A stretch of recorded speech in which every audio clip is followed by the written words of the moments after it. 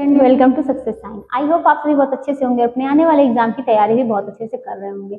जो हम लोगों की पिछली क्लास हुई थी हेल्थ साइंस की, वो हम लोगों की क्या हुई थी, हम लोगों ने स्वास्थ्य की परिभाषा देखी और क्या हम लोगों ने हेल्थ स्वास्थ्य यानी क्या होता है स्वास्थ्य विज्ञान उसके बारे में जाना। इसकी पूरी हिस्ट्री हम लोगों ने देखी कि कौन थे, एक राजा थे जिनका नाम क्या था और कौन थी हाइजिया ना। तो ग्रीक की मतलब आप कह सकते हैं, तो उनकी उनकी कितनी बेटी थी, तो 5 बेटी थी और क्या क्या अर्थ है, तो ये सारी चीजें हम लोगों ने जानी थी। और हमने जाना था कि पर्यावरण का क्या, पर्यावरण स्वास्थ्य का नाम क्या बदल कर रख दिया, यही सब हम लोगों ने इसके बारे में हम लोगों ने देखा था। स्वास्थ्य विज्ञान का अर्थ, उद्देश्य सब कुछ हमने हमने कल की क्लास में समझा था। आज हम लोगों को क्या पढ़ना है कि भारत में क्या हम लोग पढ़ेंगे, भारत में जन स्वास्थ्य का प्रशासनिक ढांचा।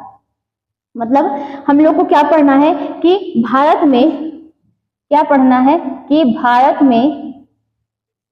में जन स्वास्थ्य का प्रशासनिक ढांचा।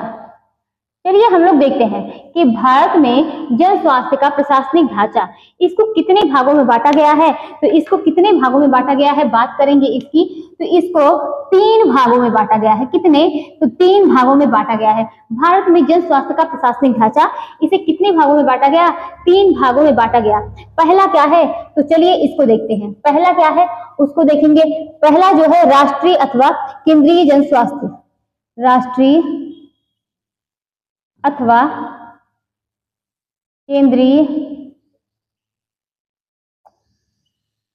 जन स्वास्थ्य ना। तो पहला क्या था, राष्ट्रीय अथवा केंद्रीय जन स्वास्थ्य।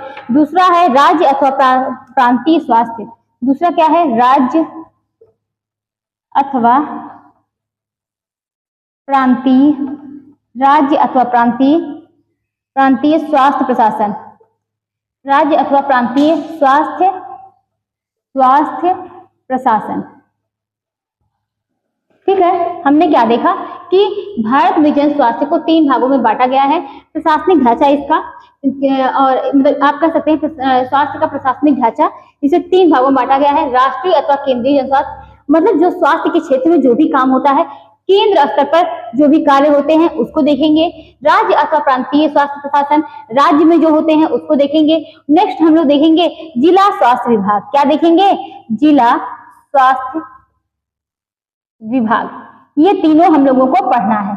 उसके बाद हम लोग क्या देखेंगे कि WHO, जो जिसको क्या बोलते हैं वर्ल्ड हेल्थ ऑर्गेनाइजेशन, इसकी स्थापना कब हुई थी। तो हम लोगों ने ये देखा ही था ना कि 7 अप्रैल 1948 को इसकी स्थापना हुई थी। और इन्होंने जो परिभाषा दी है उसमें एक का क्या है, एक को मतलब और भी ऐड कर दिया गया है।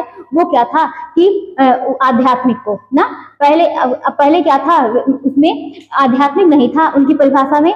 उसके बाद क्या किया गया, आध्यात्मिक को उसमें ऐड कर दिया गया। तो हमने क्या समझा, भारत में जन स्वास्थ्य का प्रशासनिक ढांचा यानी राष्ट्रीय अथवा केंद्रीय जन स्वास्थ्य, राज्य अथवा क्या है, राज्य अथवा प्रांतीय स्वास्थ्य प्रशासन, जिला स्वास्थ्य विभाग। ये चलिए अब इसको देखते हैं कि जब बात करेंगे कि राष्ट्रीय अथवा केंद्रीय जन स्वास्थ्य, ये नेशनल लेवल के सारे स्वास्थ्य संबंधी कार्य इसी के द्वारा होते हैं। नेशनल लेवल के सारे स्वास्थ्य कार्य किसके, कौन करता है, तो स्वास्थ्य मंत्री करते हैं। कौन करते हैं, तो स्वास्थ्य मंत्री ना, स्वास्थ्य मंत्री करेंगे। ठीक, हमने क्या समझा कि राष्ट्रीय अथवा केंद्रीय जो भी बातें होंगी, जो भी स्वास्थ्य से संबंधित कुछ भी निर्णय होगा, कुछ भी अगर होगा तो क्या होगा, नेशनल लेवल के सारे, जो नेशनल लेवल के आप कह सकते हैं केंद्र स्तर पर जो भी स्वास्थ्य संबंधित होंगे, तो उसमें कौन भी जो कार्य करेगा वो कौन है, तो वो क्या है कि स्वास्थ्य मंत्री करेंगे। आगे नेक्स्ट देखते हैं ICMR के अन्वेषणों के लिए कौन, ICMR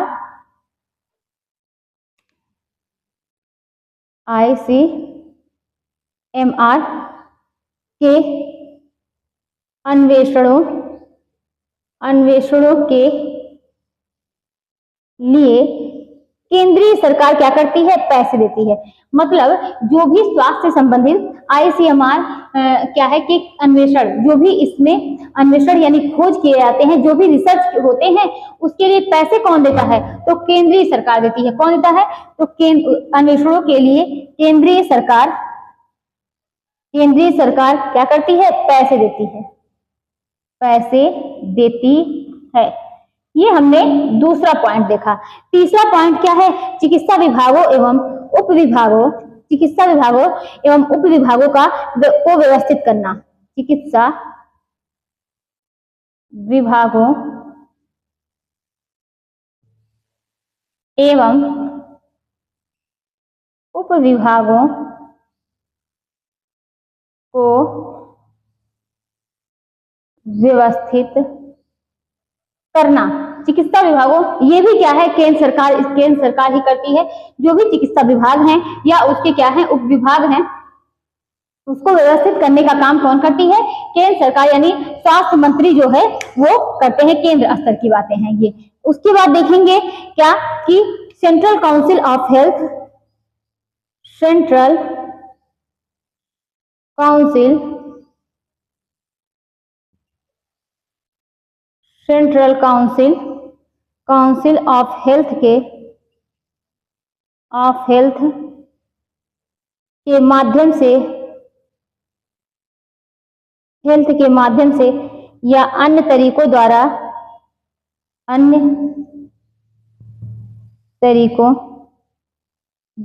स्वास्थ्य संबंधी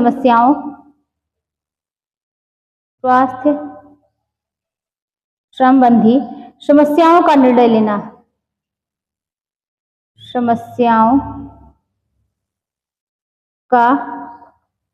निर्णय लेना। तो क्या है, राष्ट्रीय अथवा केंद्रीय जन स्वास्थ्य, जो भी सेंट्रल काउंसिल ऑफ हेल्थ क्या है के माध्यम से या अन्य तरीकों द्वारा स्वास्थ्य संबंधी समस्याओं के निर्णय लेने का भी काम क्या है, वो क्या करते हैं, कौन करते हैं, स्वास्थ्य मंत्री करेंगे। और निर्णय लेना, उसके बाद क्या करेंगे, इसमें भी देखेंगे कि जैसे भी इसमें बहुत से संस्थाएं हैं जो कि स्वास्थ्य से संबंधित है, वो कौन कौन सी हैं, तो WHO, और कौन सी है, तो कौन सी है, यूनिसेफ ना, WHO और यूनिसेफ, WHO, यूनिसेफ, UNO आदि क्या है कि आदि सम्मेलन में भाग लेना। आदि सम्मेलन में भाग लेना।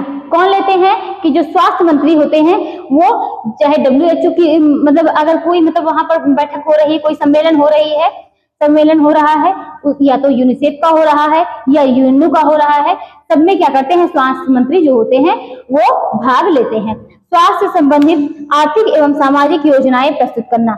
जो भी स्वास्थ्य संबंधित सामाजिक और आर्थिक योजनाएं हैं, वो भी जो है प्रस्तुत करने का काम क्या होता है, ये भी स्वास्थ्य मंत्री करते हैं। तो स्वास्थ्य मंत्री स्वास्थ्य से संबंधित आर्थिक एवं क्या सामाजिक योजनाएं प्रस्तुत करना। नेक्स्ट नंबर पर है सामाजिक सुरक्षा एवं बीमे की योजना बनाना।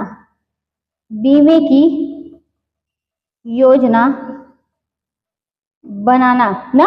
फिर उसके बाद मतलब क्या है, जो भी सामाजिक सुरक्षा या बीमे से संबंधित मतलब होती है, कि बीमे से संबंधित योजना को बनाना भी ये इसी के अंतर्गत आता है। उसके बाद आंकड़े का संग्रह, मतलब जो भी आंकड़े, उनको क्या करना, उनको संग्रह करना एवं क्या करना कि जांच।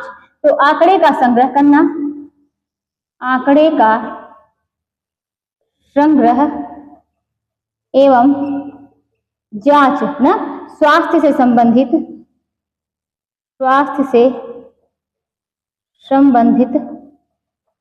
सर्वे के पैसे की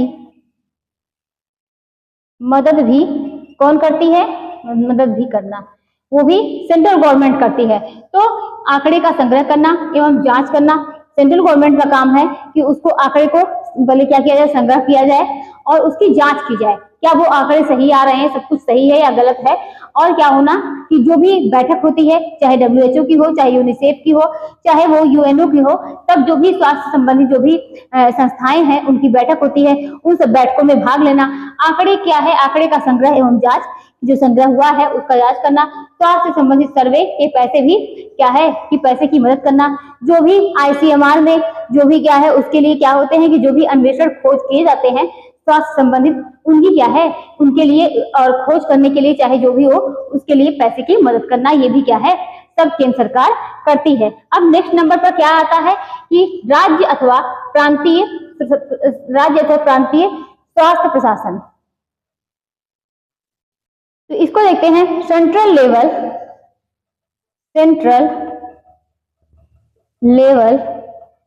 लेवल पर जो भी काम शुरू हो रहे हैं इन्हीं कामों को क्रियान्वित करना इनका काम है। मतलब यहाँ पर जो भी काम शुरू हो रहे हैं वो ये भी लोग करेंगे, इन्हीं कामों को क्या है ना, क्रियान्वित करना, क्योंकि यहाँ पर सारे नियम बन रहे हैं, सब कुछ हो रहा है और यहाँ पर ये क्या काम कर रहे हैं, हर सेंट्रल में क्या होता है, सबका एक मतलब की जिम्मेदारी होती है कि आप इन काम को करेंगे। जैसे कि एक मुखिया होता है ना, तो एक मुखिया होता है वो अपना वो काम का बंटवारा करता है, नहीं आप इस काम को करेंगे, आप इस काम को करेंगे। तो वैसे भी क्या है, सेंट्रल में यहाँ पर सब कुछ जांच हो रही है, लेकिन सेंट्रल लेवल पर क्या है कि सेंट्रल लेवल पर जो भी काम हो रहे हैं,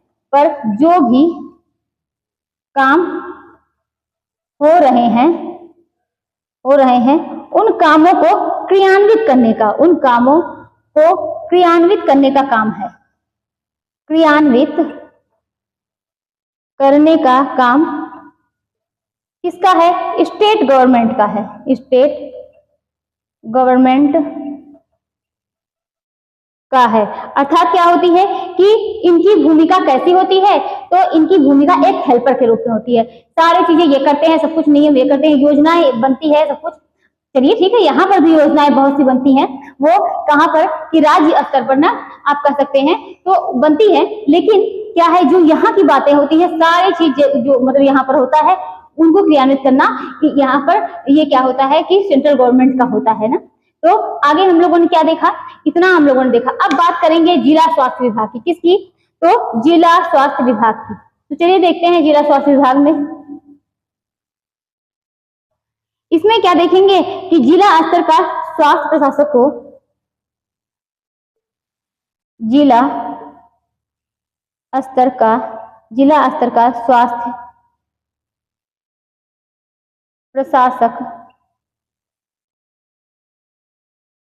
जिला स्वास्थ्य अधिकारी कहते हैं। मतलब आप कहते हैं जिला स्तर का जो स्वास्थ्य प्रशासक होते हैं उनको क्या कहा जाता है कि जिला स्वास्थ्य अधिकारी कहा जाता है, को जिला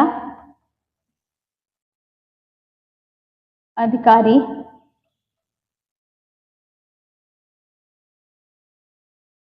और जो मुख्य स्वास्थ्य अधिकारी होते हैं वो क्या होते हैं कि मुख्य स्वास्थ्य अधिकारी सिविल सर्जन तथा प्रत्येक चिकित्सालय के इंचार्ज मेडिकल क्या होते हैं कि यहाँ पर लिखिए कि यहाँ पर क्या है, मुख्य स्वास्थ्य अधिकारी सिविल सर्जन तथा प्रत्येक चिकित्सालय मुख्य स्वास्थ्य अधिकारी सिविल सर्जन तथा प्रत्येक चिकित्सालय के इंचार्ज मेडिकल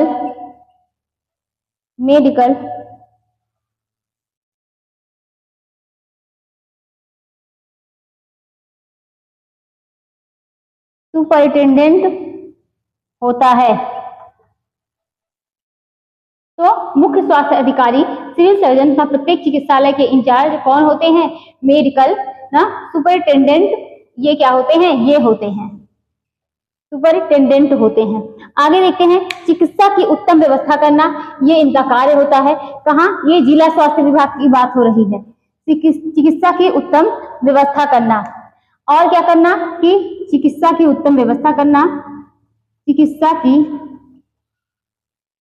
उत्तम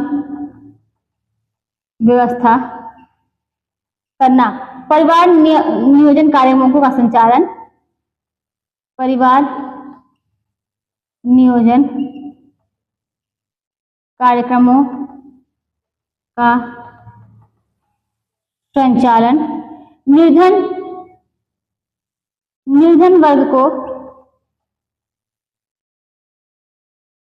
मुफ्त दवा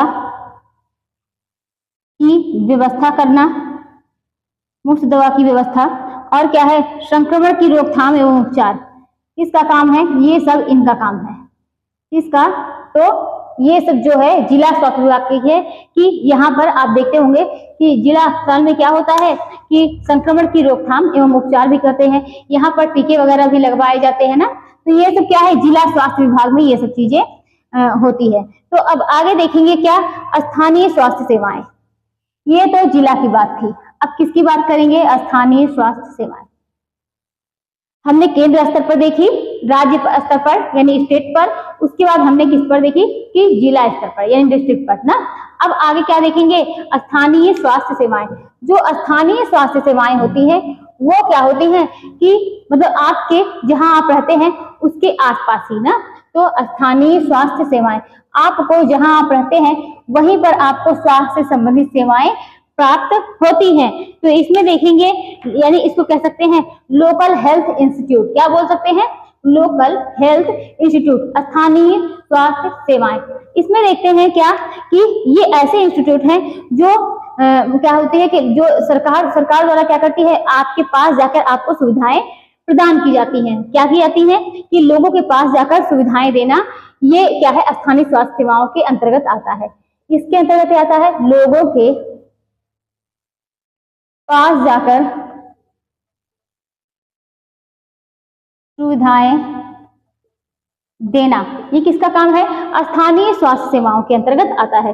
अब तो हमने क्या समझा कि स्थानीय स्वास्थ्य सेवाएं लोगों के पास जाकर सुविधाएं देना ना, लोगों के पास जाकर क्या है कि उन्हीं के पास रहकर उनको सुविधाएं देना। ये आपको सुविधाएं जो है ये स्थानीय स्वास्थ्य सेवाएं ये आपको आपके आसपास जहां आप रहते हैं वहां पर आपको सुविधाएं मिलती हैं।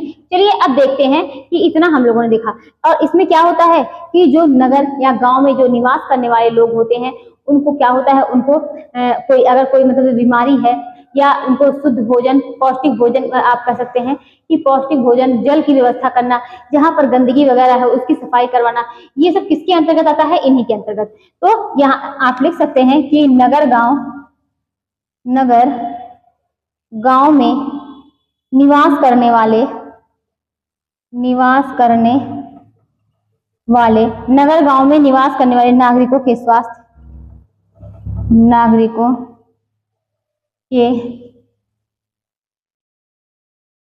नागरिकों के स्वास्थ्य संबंधी देख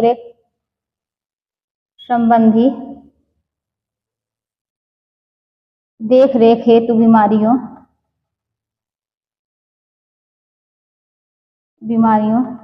ना, देख रेख संबंधित बीमारियों की रोकथाम हेतु रोगियों के उपचार हेतु और क्या? गरीबों के लिए पौष्टिक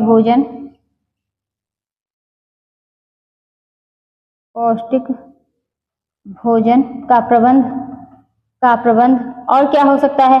शुद्ध जल तथा सफाई एवं स्वच्छता के प्रबंध हेतु। ये सब क्या है? ये सब का पूरा जिम्मेदारी जो है वो काम कौन करते हैं? जिन संस्थाओं का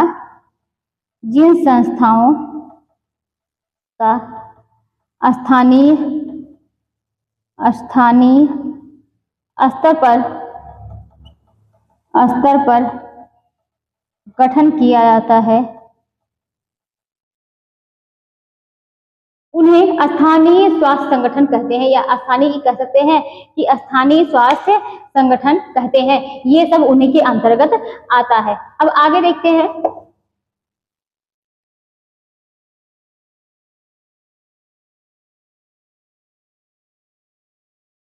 नेक्स्ट देखते हैं, ये क्या करते हैं, ये आपके गांव में जाकर, आपके गांव में जाकर आपको वहीं पर क्या करते हैं, आपकी हेल्प करते हैं ना। तो ये सब क्या है, इसी के अंतर्गत आती है। अब आगे देखते हैं, मुख्य स्वास्थ्य सेवाओं का परिचय। मुख्य स्वास्थ्य सेवाओं का परिचय। मुख्य स्वास्थ्य सेवाओं का परिचय, इसमें हम लोग एक एक करके देखेंगे। जिला अस्पताल, क्या देखेंगे, जिला अस्पताल। और सब लोग जो है जिला अस्पताल के बारे में जानते होंगे, यानी डिस्ट्रिक्ट हॉस्पिटल क्या है कि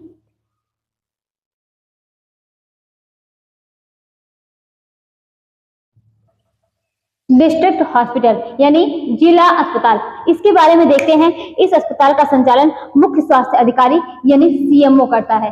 तो इस किसकी बात हो रही है, इस अस्पताल का संचालन, ये जो अस्पताल है, इस अस्पताल का संचालन कौन करता है, तो इस अस्पताल का संचालन कौन करता है, सीएमओ, यानी आप कह सकते हैं कि मुख्य स्वास्थ्य अधिकारी। मुख्य स्वास्थ्य अधिकारी करता है। कौन करता है, तो मुख्य स्वास्थ्य अधिकारी क्या करते हैं कि वो करते हैं।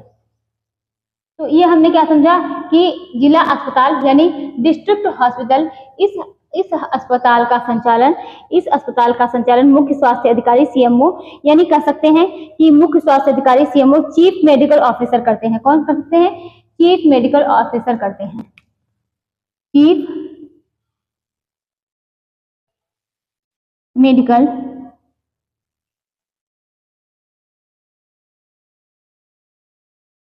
ऑफिसर करते हैं। ठीक है, तो कौन करता है कि मुख्य स्वास्थ्य अधिकारी का, ये कौन करता है कि मतलब इसका आप कह सकते हैं तो चीफ मेडिकल ऑफिसर करते हैं। तो ये क्या हमने समझा कि जिला अस्पताल के बारे में, और इसी के अंतर्गत समझेंगे, किसके अंतर्गत, जिला अस्पताल के बारे में। और भी कुछ जानेंगे, वो क्या है कि इसके अतिरिक्त जो भी सरकारी, इसके अतिरिक्त क्या है, इसके अतिरिक्त सरकारी अस्पतालों में, इसके अतिरिक्त सरकारी अस्पतालों में विभिन्न रोगों के विशेषज्ञ की नियुक्ति की जाती है।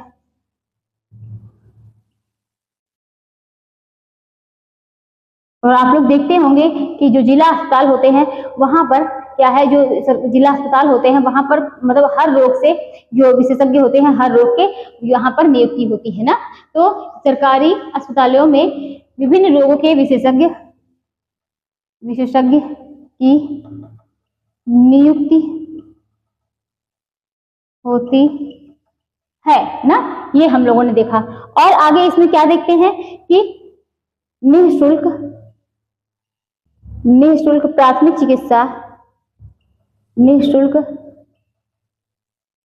चिकित्सा से लेकर विशेष चिकित्सा का प्रबंधन होता है। लेकर विशेष चिकित्सा का प्रबंधन होता है। तीसरे पॉइंट पर देखते हैं कि यहाँ पर स्त्रियों के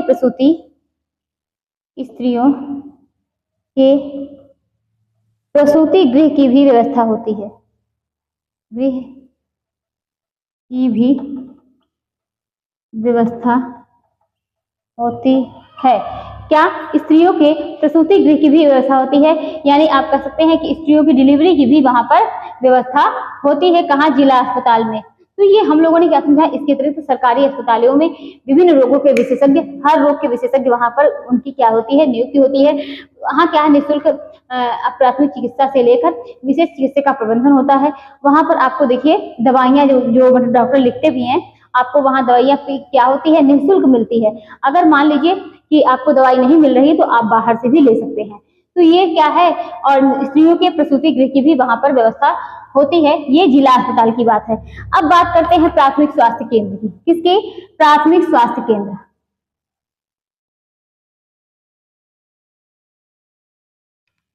दूसरा नंबर क्या है? प्राथमिक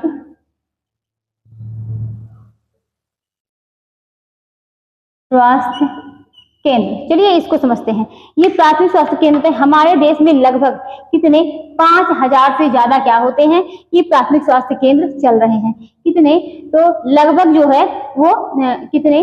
तो हमारे देश में लगभग कितने कह सकते हैं कि 5000 से ज्यादा वहां पर प्राथमिक स्वास्थ्य केंद्र चल रहे हैं। और बात करेंगे इन प्राथमिक स्वास्थ्य केंद्रों की इन प्राथमिक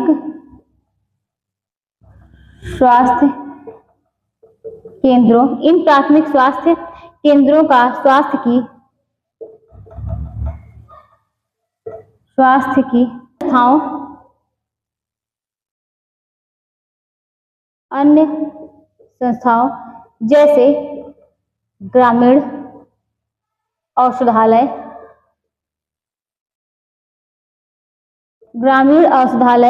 और क्या है कि मातृत्व से निकट का संबंध होता है। इन प्राथमिक केंद्रों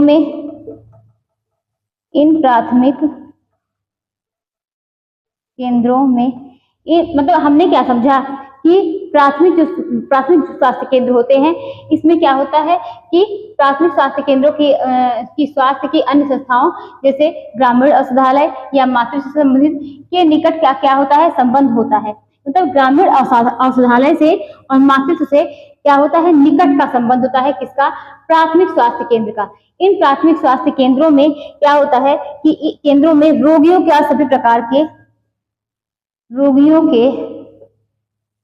सभी प्रकार के चिकित्सा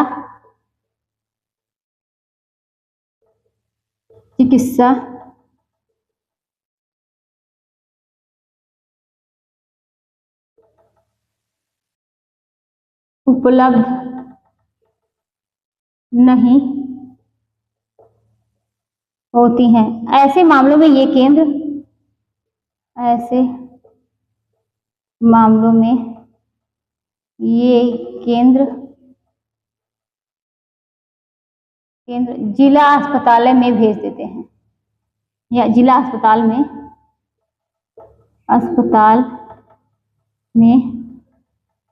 भेज देते हैं, या जिला अस्पताल को सौंप देते हैं।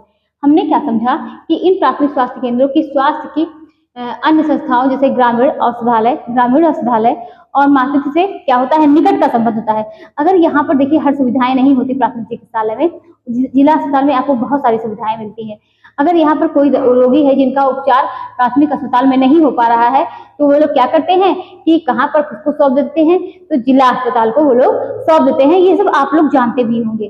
तो चलिए आगे की बात करते हैं। उसके बाद देखिए इन प्राथमिक स्वास्थ्य केंद्रों में 3 चिकित्सा अधिकारी नियुक्त किए जाते हैं।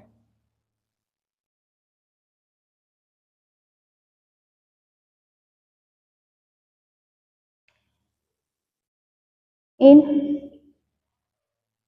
प्राथमिक स्वास्थ्य केंद्रों में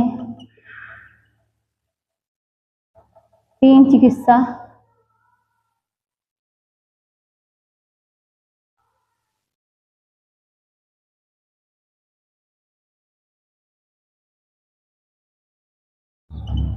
तो इन प्राथमिक स्वास्थ्य केंद्रों में कितने?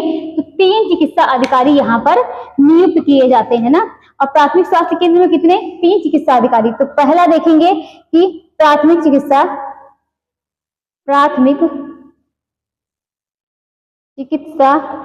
अधिकारी ये कैसा अधिकारी होता है? तो ये मुख्य चिकित्सा अधिकारी होता है। कैसा? मुख्य चिकित्सा अधिकारी होता है। हमने प्राथमिक चिकित्सा केंद्र क्या समझा कि प्राथमिक चिकित्सा केंद्र जो होता है इसका जो संबंध जो होता है, घनिष्ठ संबंध जो होता है, वो ग्रामीण औषधालयों और मातृत्व से क्या होता है, बहुत करीब का संबंध होता है। यहाँ पर अगर हर रोगों का इलाज नहीं हो पाता तो वो लोग क्या करते हैं कि इनको जिला अस्पताल को सौंप देते हैं। यहाँ पर प्राथमिक चिकित्सा में 3 अधिकारी यहाँ पर नियुक्त किए जाते हैं। पहला अधिकारी जो मुख्य है वो कौन है? मुख्य चिकित्सा अधिकारी होता है प्राथमिक चिकित्सा अधिकारी, तो ये पहला है। द्वितीय चिकित्सा अधिकारी की बात करेंगे तो द्वितीय चिकित्सा अधिकारी, इसकी बात की जाएगी तो रोगों के उपचार एवं केंद्रों के स्वास्थ्य कार्यों का निरीक्षण करता है। ये रोगों के उपचार एवं केंद्रों के क्या करता है, एवं केंद्रों के स्वास्थ्य केंद्रों के स्वास्थ्य कार्यों का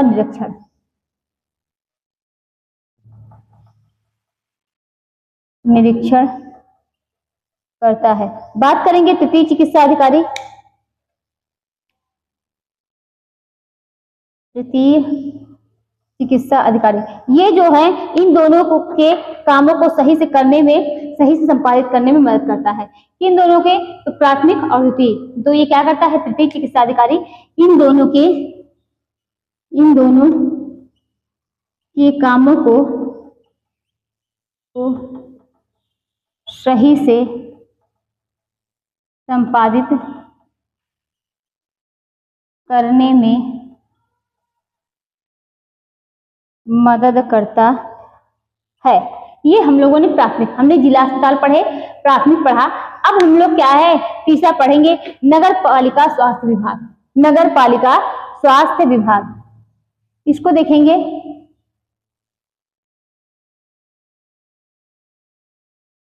और नगर पालिका स्वास्थ्य विभाग में किसका चुनाव होता है, तो इसमें क्या है वोट के द्वारा क्या होते हैं, मतलब चुने जाते हैं ना, किसके, तो आप कह सकते हैं कि सभासद का चुनाव होता है। नगर पालिका स्वास्थ्य विभाग, नगर पालिका स्वास्थ्य विभाग, नगर पालिका स्वास्थ्य विभाग, इसमें क्या होता है सभासद का चुनाव होता है। ये मुख्य रूप से नगर की स्वच्छता का ध्यान रखते हैं। कहाँ पर गंदगी है, जैसे कि इनका काम क्या होता है, कहाँ पर गंदगी हो रही है, कहाँ पर क्या है, और समय समय पर किसका कह सकते हैं जो नाली खुली है उसको ढकवाना, और क्या होता है कि मच्छर वगैरह की जो दवाइयां आती हैं मारने की उनको छिड़कवाना, यही सब किसके अंतर्गत आता है, नगर पालिका स्वास्थ्य विभाग के अंतर्गत आता है। इसमें क्या होता है सभासद का चुनाव होता है, किसका, तो सभासद, इसमें सभासद का चुनाव होता है, सभासद का चुनाव होता है। और क्या होता है कि मुख्य रूप से नगर की स्वच्छता का, मुख्य रूप से नगर की स्वच्छता का, मुख्य रूप से नगर की स्वच्छता का क्या करते हैं, ध्यान रखने का कार्य, ध्यान रखने का कार्य नगर पालिका स्वास्थ्य विभाग का होता है। नगर पालिका स्वास्थ्य विभाग का होता है। इसके अधिकार क्षेत्र के निम्नलिखित कार्य होते हैं, मतलब आप कह सकते हैं इसके अधिकार क्षेत्र के निम्नलिखित कार्य होते हैं। चलिए देखते हैं, यह नगर के किसी भी रोग में फैलने वाले नागरिकों की क्या करता है कि सहायता, अगर नगर में कोई रोग फैल रहा है उसमें सहायता करता है। कहीं पर अगर क्या है कि नालियां खुली हैं उनको ढकवाने का काम करता है। और भी क्या करता है कि मतलब आप कह सकते हैं कि नगर पालिका के वहां पर क्या काम होता है कि सफाई की व्यवस्था करना, कि वहां पर सही तरीके से सब कुछ साफ सुथरा रहे। यही सब कार्य किसके अंतर्गत आते हैं, नगर पालिका के अंतर्गत आते हैं। तो अब आगे देखते हैं, क्या परिवार नियोजन केंद्र, परिवार नियोजन केंद्र। चलिए इसको देखते हैं, परिवार नियोजन कार्यक्रम कब शुरू किया गया था, तो आप लोग जानते ही हैं कब, 1952 में। परिवार नियोजन कार्यक्रम 1952 में शुरू किया गया था, यानी फैमिली प्लानिंग सेंटर ना, फैमिली प्लानिंग सेंटर, परिवार नियोजन केंद्र। अब आगे देखते हैं, आज का युग क्या किसका युग है, तो नियोजन का युग है। इसके अंतर्गत क्या होता है, इसके अंतर्गत होता है कि जो हम लोग जानते हैं कि भारत की गणना किसमें की जाती है, विकासशील देशों में की जाती है ना, किसमें की जाती है, विकासशील देशों में। यानी परिवार नियोजन केंद्र इसके बारे में जानकारी देना कि जिससे क्या है कि जनसंख्या में वृद्धि ना हो ना। और क्या है, जैसे कि आप लोग जानते हैं कि हम दो हमारे दो, फिर उसके बाद हम दो हमारे एक, यही सब क्या होता है कि इसमें यहाँ पर यही चीजों की जानकारी दी जाती है। ये क्या हो गया, परिवार नियोजन केंद्र, जिससे कि भारत की बढ़ती जनसंख्या को, परिवार नियोजन केंद्र का उद्देश्य अगर बात की जाए तो भारत की बढ़ती जनसंख्या को रोका जा सकता है। तो भारत की बढ़ती जनसंख्या को क्या करना कि नियंत्रित करने के लिए सरकार द्वारा अनेक जो है कार्यक्रम चलाए जा सकते हैं ना, और रोका जा सकता है। आप कह सकते परिवार नियोजन केंद्र के द्वारा आप मतलब क्या होता है, यहाँ पर जानकारी दी जाती है, जो सरकार के द्वारा योजनाएं चलती हैं, कौन सी सरकारी योजनाओं की जो भी अनेक कार्यक्रम चलाए जा रहे हैं वो उनकी जानकारी देना ना। अब परिवार नियोजन कार्यक्रम में हम देखेंगे क्या, गर्भ निरोधक उपाय के बारे में लोगों को बताया जाता है, जिससे क्या है गर्भधारण ना हो। मेन इसको आप हल्के में सबसे कम पॉइंट में समझिए कि परिवार नियोजन केंद्र में गर्भधारण के उपाय को, जिससे क्या है जनसंख्या में वृद्धि ना हो और गर्भधारण ना हो, इसके बारे में जो जब क्या है किसके उपाय को बताया जाता है, तो गर्भ निरोधक के उपाय को यहाँ पर बताया जाता है। तो चलिए अब आगे देखते हैं, बाल स्वास्थ्य रक्षा केंद्र। नेक्स्ट क्या है, बाल स्वास्थ्य रक्षा केंद्र।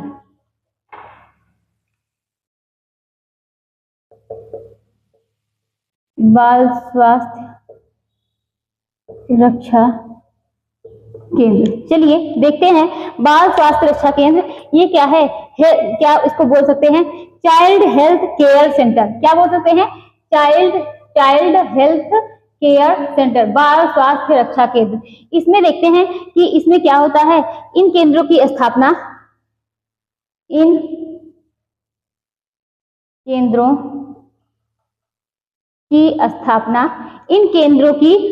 राजकीय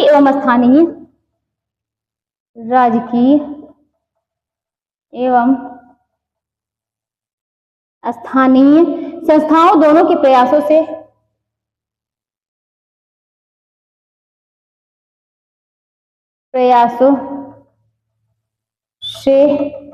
होती है। इन केंद्रों पर किसका, डीपीटी, मतलब इन केंद्रों पर टीकाकरण होता है, यानी आप कह सकते हैं टीका लगवाए जाते हैं है? तो इनके, और वो भी कैसे,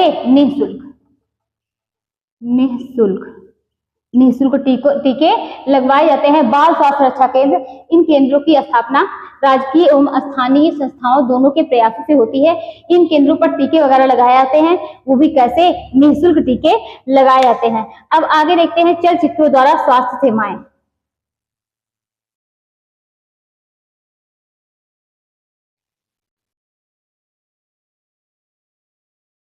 ये 6ठे नंबर पर है, चलचित्रों द्वारा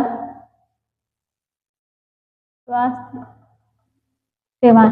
इसमें क्या है कि बड़े बड़े शहरों में आप देखते होंगे कि वहां पर रोड वगैरह पे क्या होते हैं कि चलचित्र लगे होते हैं ना, मतलब आप कहते हैं कि चलचित्रों द्वारा स्वास्थ्य सेवाएं। तो बड़े बड़े शहरों में जगह जगह पर क्या होता है, एलईडी लगा होता है ना, एलईडी लगे होते हैं, जिसमें जो योजनाएं होती हैं उनसे संबंधित जानकारियां, कई आपके स्वास्थ्य से संबंधित जानकारियां वहां पर क्या है उसमें चलती रहती है ना। ये शहरों में ऐसा देखने को मिलता है।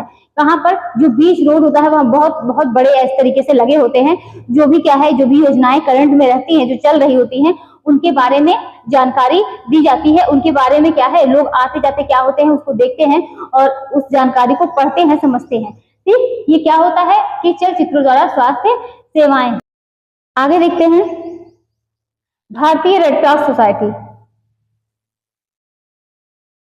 भारतीय रेड क्रॉस सोसाइटी, इसकी स्थापना कब हुई थी? तो 1920 में हुई थी।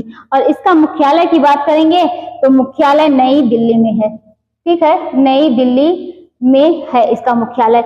ये ऐसी संस्था है जो प्राकृतिक आपदा, जब भी प्राकृतिक आपदाएं आती हैं, कोई मतलब आप कह सकते हैं बाढ़, भूकंप, या तो ऐसी कोई आपदाएं आती हैं जो प्राकृतिक आपदाएं आती हैं, ये क्या है, आप समझ सकते हैं कि भारतीय रेड क्रॉस सोसाइटी जो है वो आपकी हेल्प करता है। यानी जो मतलब गरीब लोग होते हैं, जो निःशुल्क होते हैं, गरीब लोग होते हैं जो इसके पास क्या है, पैसे नहीं है, मतलब उस आपदाओं में जो मतलब खाने की व्यवस्था करना, भोजन वितरित करना, पौष्टिक आहार वितरित करना, दुग्ध चूर्ण वितरित करना, ये सब किसके मतलब आप अगर मोटे तौर पर देखें, एकदम छोटे में आप देखें तो भारतीय रेड क्रॉस सोसाइटी जो है वो क्या करती है, प्राकृतिक आपदा में सबसे पहले क्या होती है, बढ़ चढ़ के आपकी हेल्प करती है। किसमें? प्राकृतिक आपदा में हेल्प करती है सबसे पहले, वो भी कैसे? निस्वार्थ भाव से। ये क्या करती है? अनाथों, महिलाओं तथा बच्चों को निःशुल्क दवाइयां देना, दुग्ध चूर्ण वितरित करना, पौष्टिक भोजन वितरित करना, ये सब वितरित करने का काम किसका होता है? तो भारतीय रेड क्रॉस सोसाइटी का काम होता है। जैसे कि प्राकृतिक क्या होता है, जो प्राकृतिक आपदाएं, बाढ़ हो गया, भूकंप हो गया, महामारी कोई हो गई, इन सब में ना, अभी आप देखिए कोरोना काल में क्या हुआ, कितने लोग को अनाज बंट रहे थे, सिर्फ अनाज दिए जा रहे थे खाने के लिए, क्योंकि क्या है, सब लोग घर से बाहर निकल नहीं रहे थे, जब रोजगार कर नहीं रहे थे, पैसे कहाँ से मिलते? उनके पास पैसे नहीं थे, खाने को दिक्कतें हो रही थी, जिसकी वजह से क्या किया गया कि सब लोग कितना फायदा उठाए हैं ना इसका, कितने लोगों को क्या है, पैसे जो है सब इकट्ठा करके पैसे की भी हेल्प की जा रही थी, निःशुल्क दवाइयां दी जा रही थी, खाने के सामान दिए जा रहे थे, बहुत सारी ऐसी सेवाएं जो है वो प्रदान की जाती हैं। कौन करता है? भारतीय रेड क्रॉस सोसाइटी। 1920 में इसकी स्थापना हुई थी और ये इसका मुख्यालय जो है वो नई दिल्ली में है।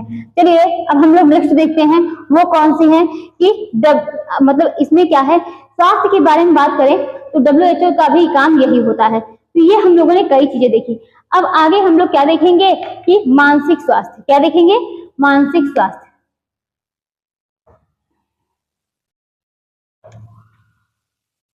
यानी आप कह सकते हैं मेंटल हेल्थ। ये मानसिक स्वास्थ्य क्या होता है? मानसिक स्वास्थ्य मतलब मेंटल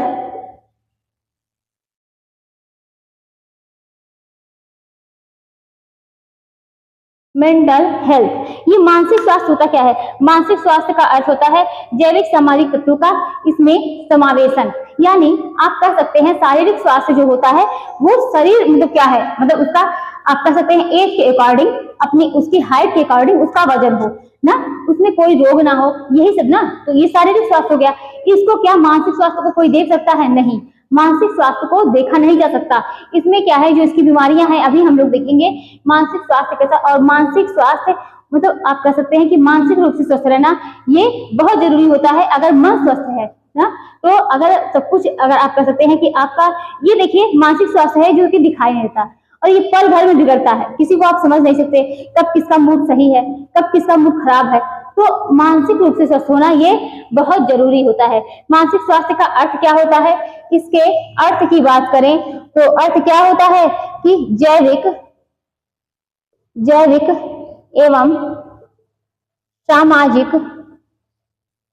एवं सामाजिक तत्वों का सही समावेशन है। जैविक एवं सामाजिक तत्वों का सही समावेशन है, ये किसका? मानसिक स्वास्थ्य का अर्थ है। और इसमें क्या होती है, ये मतलब आप कह सकते हैं ये स्थिर नहीं होती। ये कैसी होती है? ये अस्थिर अवस्था है। ये क्या होता है? मानसिक स्वास्थ्य ये बदलता है, कब किसी का मानसिक स्वास्थ्य ठीक है, कब किसी कोई मानसिक रूप से अस्वस्थ हो गया, इसको आप समझ नहीं सकते। ये दिखती नहीं है, ये जो है इसमें आप इसको देख नहीं सकते हैं ना। शारीरिक स्वास्थ्य है वो काफी चीजें आप देख के अंदाजा लगा सकते हैं ना। ये क्या है? ये मानसिक स्वास्थ्य जो होता है ये दिखाई नहीं देती ना। हर पल ये बदलती रहती है, पल बदलती रहती है। पल क्या है कि ये बदलती रहती है। आप कह सकते हैं ये स्थिर अवस्था नहीं है, स्थिर अवस्था नहीं है ना, ये हर क्षण क्या है, बदलता रहता है। ये हमने मानसिक स्वास्थ्य के बारे में समझा। अब चलिए किसी के अनुसार देख लेते हैं। तो क्या नाम है, हैडफील्ड के अनुसार, हैडफील्ड के अनुसार, हैडफील्ड ने मानसिक स्वास्थ्य के बारे में क्या दिया है कि संपूर्ण व्यक्तित्व का अखंड, संपूर्ण व्यक्तित्व का अखंड अखंड एवं सामंजस्यपूर्ण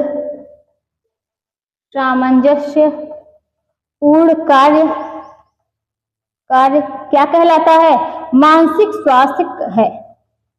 मानसिक स्वास्थ्य है मतलब संपूर्ण व्यक्तित्व का अखंड एवं सामंजस्यपूर्ण कार्य।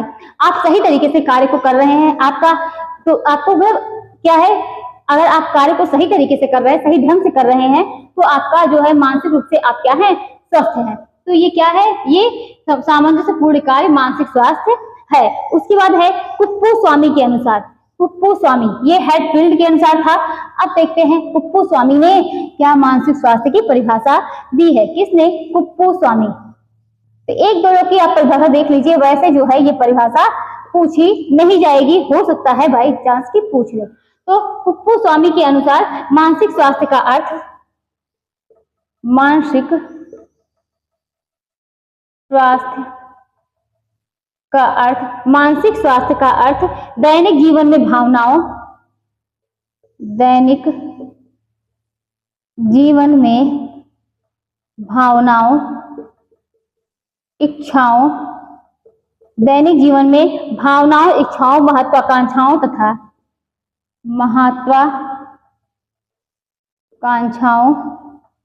तथा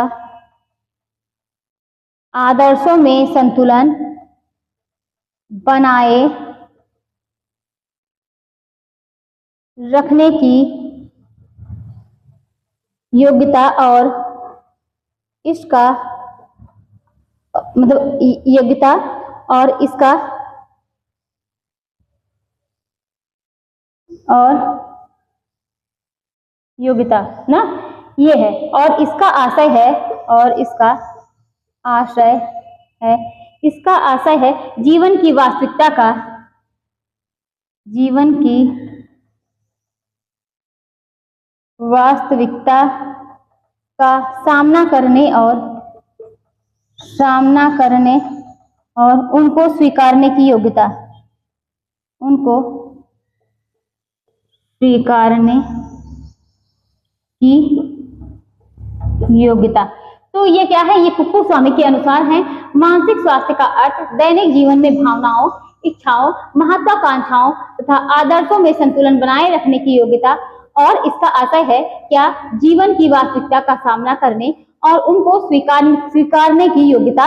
ये क्या कहलाती है, ये क्या कहलाती है कि आप कह सकते हैं मानसिक स्वास्थ्य। ठीक है, अब हम लोग ये तो मानसिक स्वास्थ्य क्या है इसको हमने देखा। अब हम लोग यहीं पर देखेंगे कि मानसिक यानी आप कह सकते हैं मेंटल इलनेस, यानी मानसिक अस्वस्थता। मानसिक अस्वस्थता ये क्या होती है, मानसिक अस्वस्थता यानी मेंटल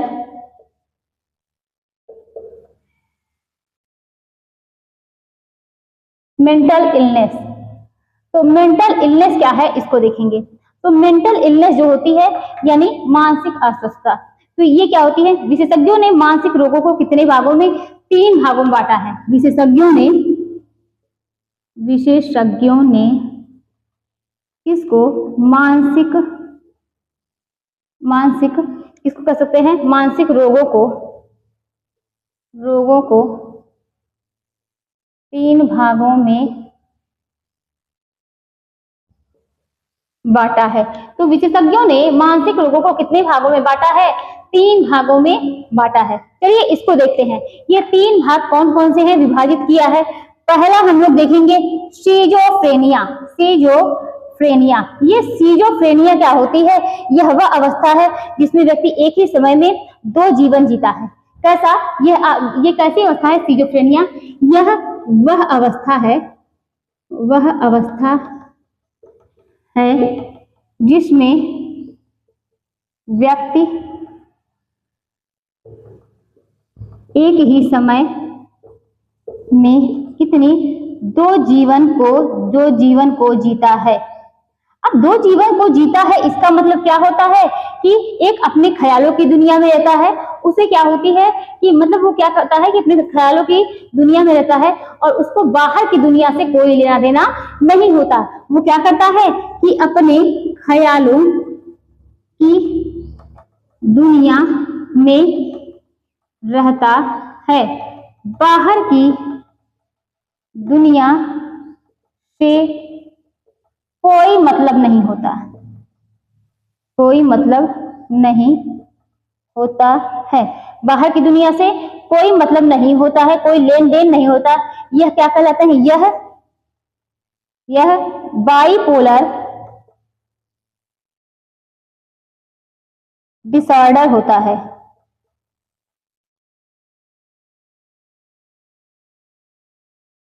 बाइपोलर डिसऑर्डर होता है, अर्थात अगर क्या है,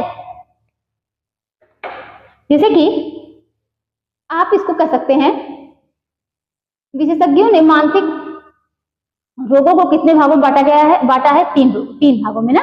ये सिजोफ्रेनिया है क्या? सिजोफ्रेनिया क्या है? यह वह अवस्था है जिसमें क्या होता है, एक ही समय में व्यक्ति दो जीवन को जीता है। यानी एक क्या है कि जैसे हम यहाँ पर रह रहे हैं, ठीक है, वास्तविकता से उसका कोई मतलब नहीं होता, सब कुछ वो क्या है अपने ख्यालों में मरता रहता है। मेरी इच्छा होगी तो मैं इसको मानूंगा, मतलब इस नियम को मानूंगा, मेरी इच्छा होगी तो मैं नहीं मानूंगा, मेरा जो मन करेगा मैं वो करूंगा, मेरा मन होगा तो मैं ऐसे चलूंगा, मेरा मन होगा तो मैं उसको मार दूंगा। मतलब क्या है, सब कुछ उसके मन के हिसाब से होता है। तो मेरा मन होगा तो मैं उसको मार दूंगा, मेरा मन होगा तो मैं उसको बुरा बोल दूंगा, मेरा मन होगा तो मैंने जो ये नियम बनाए गए हैं वो मैं नहीं मानूंगा। सब कुछ क्या है उसके ख्यालों पर आधारित होता है। यह बाइपोलर डिसऑर्डर होता है। कैसा डिसऑर्डर? बाइपोलर डिसऑर्डर होता है। ठीक, सिजोफ्रेनिया आप लोगों ने समझा। सिजोफ्रेनिया क्या होता है? सिजोफ्रेनिया, इसमें व्यक्ति अपने ख्यालों की दुनिया में खोया रहता है, उसे वास्तविकता से कोई मतलब नहीं होता, सब कुछ उसकी इच्छा, जो मेरा मन करेगा मैं वो करूंगा, मेरा मन होगा मैं खाऊंगा, मेरा मन होगा तो मैं सोऊंगा। ये सब किसके अंतर्गत आता है? मानसिक अस्वस्थता के अंतर्गत आता है। यानी आप कह सकते हैं मेंटल इलनेस। मेंटल इलनेस क्या होती है? इसके विशेषज्ञों ने मानसिक रोगों को तीन भागों में बांटा है। पहला भाग आप लोगों ने देखा सिजोफ्रेनिया। सिजोफ्रेनिया व्यक्ति क्या है अपने ख्यालों की दुनिया में रहता है, उसको वास्तविकता से कोई मतलब नहीं होता कि जो नियम कानून बने हैं उसको भी मानना क्या है, ये जरूरी है ना, वो सब कुछ अपने मन के हिसाब से करता है। चलिए, सिजोफ्रेनिया हो गया। नेक्स्ट नंबर पर देखेंगे साइकोसिस। यानी आप लोग साइको सुनते हैं ना कि ये पूरी तरह से साइको है, तो वही है यहाँ पर भी साइकोसिस।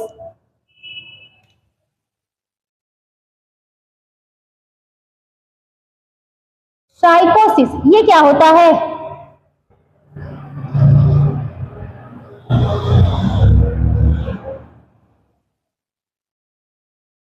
तो इसमें देखेंगे साइकोसिस क्या होता है। इस अवस्था में मनुष्य या तो अधिक उत्तेजित रहता है, पल भर में वो खुश होगा, पल भर में वो रोने लगेगा, पल भर में वो उदास हो जाएगा। इसी को क्या बोलते हैं? साइकोसिस ना। इसमें क्या होता है, मनुष्य इस अवस्था में या तो बहुत अधिक उत्तेजित होगा, मनुष्य इस अवस्था में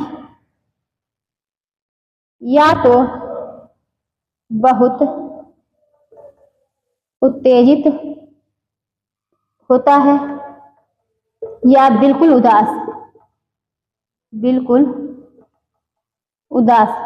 उदास रहता है। किसी क्षण खुश होगा, क्षण भर में चीजें बदलती रहती हैं, क्षण भर में, या कह सकते हैं क्षण भर में व्यवहार बदलता रहता है, क्षण भर में व्यवहार बदलता रहता है। हम लोग देखते हैं साइकोसिस। साइकोसिस क्या होता है? मनुष्य इस अवस्था में या तो बहुत उत्तेजित होगा या तो क्षण भर में जो है वो उदास हो जाएगा, क्षण भर में वो रोने लगेगा। मतलब इसका जो है व्यक्तित्व जो है वो व्यवहार, अगर बात की जाए व्यवहार जो है वो पल भर में बदलता रहता है। यहाँ पर हमने मेंटल इलनेस यानी मानसिक अस्वस्थता की दो मतलब हम लोगों ने देखी। वो दो कह सकते हैं कि दो भाग कौन से थे। एक सिजोफ्रेनिया देखा था, जिसमें सिजोफ्रेनिया में क्या था कि व्यक्ति जो है वो अपने ख्यालों में खोया रहता है या अपने ख्यालों की दुनिया में रहता है। उसका मन वो अपनी इच्छा के अनुसार करता है, ना उसे वास्तविकता से कोई मतलब होता है कि उसको जीवन जीना चाहिए। जो नियम बने हैं वो सबके लिए बने हैं, जो भी नियम है उसको मतलब अगर उसका मन होगा किसी को मारेगा, उसका मन होगा तो खाएगा, उसका मन होगा नहीं खाएगा, उसमें उसके मन के हिसाब से सारी चीजें चलती हैं। एक हम लोगों ने देखा क्या, पहला सिजोफ्रेनिया, दूसरा साइकोसिस। तीसरे नंबर पर हम लोग देखेंगे पैरानोइया। क्या है पैरानोइया? ये भी मेंटल इलनेस के अंतर्गत आती है। पैरानोइया ये क्या होती है? पैरानोइया, चलिए इसको देखते हैं। ये पैरानोइया है क्या? कह सकते हैं पैरानोइया। चलिए ये पैरानोइया क्या है? पैरानोइया क्या होती है कि जब मनुष्य हर किसी को शक की निगाह से देखता है। इसमें क्या होता है कि ये भी एक मानसिक अस्वस्थता के अंतर्गत आता है। जब मनुष्य हर किसी को शक की निगाह से देखता है। हमने क्या समझा कि जब मनुष्य हर किसी को शक की निगाह से देखता है और उसे सब कुछ क्या लगता है? उसे सब कुछ धोखा लगता है। सब कुछ उसे धोखा लगेगा, सब कुछ धोखा लगेगा, सब कुछ उसे धोखा लगता है। या सब कुछ क्या समझता है कि सब मुझे धोखा दे रहा है। उसे यह लगता है कि हर व्यक्ति उसे यह लगता है कि हर व्यक्ति उसे नुकसान पहुंचाना चाह रहा है, उसे नुकसान पहुंचाना चाह रहा है। चलिए इसको देखते हैं। ये पैरानोइया, हमने सिजोफ्रेनिया, साइकोसिस देखा। अब बात करेंगे पैरानोइया की। पैरानोइया ये क्या है? मानसिक स्थिति मतलब मानसिक अस्वस्थता की एक ऐसी स्थिति है जिसमें क्या होता है, मनुष्य हर किसी को शक की निगाह से देखता है। जैसे कि अगर हम किसी को कोई मतलब आप फ्रूट काट के दिए, साथ में मैंने क्या कर दिया कि चाकू को रख दिया। अब वो प्लेट मैंने उसके सामने किया तो उसको लगेगा कि ये चाकू से मुझे मारना चाह रही है। अगर मान लीजिए कोई है ना, किससे? ये पैरानोइया से ग्रसित है, ठीक। वो मेरे सामने आया और मैं अगर मान लीजिए सब्जी मैं काट रही हूँ और अगर कोई क्या है सब्जी काट रहा है और सब्जी काटते समय उसको इस तरीके से चाकू दिखा के ऐसे से बात करने लगे, तो उसे क्या लगेगा कि ये मुझे चाकू से मारेगी। मतलब हर किसी को क्या करेगा कि सबके निगाह से देखेगा। यही क्या है? पैरानोइया, ठीक है। तो पैरानोइया हर किसी को सबके निगाह से देखता है, सब कुछ उसे धोखा लगेगा कि सब कुछ धोखा है। कोई क्या है मुझे आप कह सकते हैं कोई मेरा भला नहीं चाहता, कोई मेरा नुकसान चाहते हैं, कोई मेरा भला करना नहीं चाहता। ये किससे ग्रसित है? तो पैरानोइया से ना। तो ये क्या हो गया? हर व्यक्ति क्या होता है? नुकसान पहुंचा रहा है। बात करेंगे अब हमने ये तीन देखे ना। विशेषज्ञों ने मानसिक रोगों को कितने भागों में विभाजित किया? 3 भागों में विभाजित किया। अब चलिए नेक्स्ट क्या देखते हैं। जो नेक्स्ट है वो मानसिक स्वास्थ्य को प्रभावित करने वाले कारक। पहला क्या है? मानसिक स्वास्थ्य को प्रभावित करने वाले कारक। चलिए इसकी बात करते हैं। मानसिक स्वास्थ्य को प्रभावित करने वाले कारक क्या होते हैं? पहला हम लोग पॉइंट लेते हैं व्यक्तित्व। व्यक्ति का व्यक्तित्व कैसा है? ये मानसिक स्वास्थ्य को बहुत ही ज्यादा प्रभावित करता है कि वो कितना अच्छा है, कितना बुरा है, क्या उसने क्या व्यवहार वो कर रहे हैं। मतलब खुद से एक व्यक्ति को मानसिक स्वास्थ्य मतलब रहने के लिए खुद का जो व्यक्ति का व्यक्तित्व है वो अच्छा होना चाहिए। जैसे कि हम लोगों ने मानसिक अस्वस्थता में 3 चीजें पढ़ी, 3 भागों में विशेषज्ञ ने बांटा है। एक पहला हम लोगों ने क्या देखा था? सिजोफ्रेनिया। क्या देखा था? सिजोफ्रेनिया। दूसरा हम लोगों ने क्या देखा कि साइकोसिस। तीसरा हम लोगों ने क्या देखा? पैरानोइया। पहले में हम लोगों ने क्या देखा? ये सिजोफ्रेनिया जो है, सिजोफ्रेनिया ये क्या होता है? ये अपने जो आप कह सकते हैं कि व्यक्ति जो है दोहरी जिंदगी को जीता है, अपने ख्यालों की दुनिया में खोया रहता है। उसे वास्तविकता से कोई मतलब नहीं होता। उसका मन होगा तो जो नियम जो भी कोई नियम बनाए हुए हैं वो उस नियम को मानेगा, उसका मन होगा तो सामने वाले को मार देगा, उसका मन होगा तो नहीं, मतलब सब कुछ क्या है वो अपने ख्यालों पर करता है। बात करेंगे साइकोसिस की, तो साइकोसिस में क्या होता है, साइकोसिस में इसमें क्या होता है, इस अवस्था में या तो मनुष्य जो है पल भर में उत्तेजित होता है या तो वो पल भर में रोने लगेगा, कब उदास होगा, कब रोएगा, कब क्या है मतलब कब करेगा, ये सब चीजें जो होती है इस पर मतलब सब कुछ बिल्कुल क्लियर नहीं होता। अब पैरानोइया की बात करेंगे, इसमें क्या होता है कि मनुष्य जो होता है वो सबकी निगाह से देखेगा, उसे लगेगा कि जैसे आपने किसी को फ्रूट काट के दिया तो साथ में प्लेट में चाकू रख दिया, तो उसे लगेगा कि आपने जो चाकू रखा है उसको मारने के लिए रखा है। अगर हम सब्जी काट रहे हैं, सामने को मतलब उससे बात कर रहे हैं, उसको मैंने चाकू दिखाया तो उसे लगेगा कि वो मुझे मारना चाह रहा है। मतलब पैरानोइया का मतलब होता है जिसको भी वो देखेगा वो सबकी निगाह से देखेगा। तो ये तीन क्या है, ये मानसिक अस्वस्थता के अंतर्गत आते हैं। चलिए अब आगे देखते हैं, देखेंगे मानसिक स्वास्थ्य को प्रभावित करने वाले कारक। तो पहला क्या है, ये व्यक्तित्व है, पहला व्यक्तित्व। उसके बाद दूसरे नंबर पर अनुवांशिकता। तीसरे नंबर की बात करें तो पास पड़ोस एवं समुदाय का प्रभाव। चौथे नंबर पर क्या है, शारीरिक स्वास्थ्य। पांचवें नंबर पर समाज है। छठे नंबर पर विद्यालयों का प्रभाव।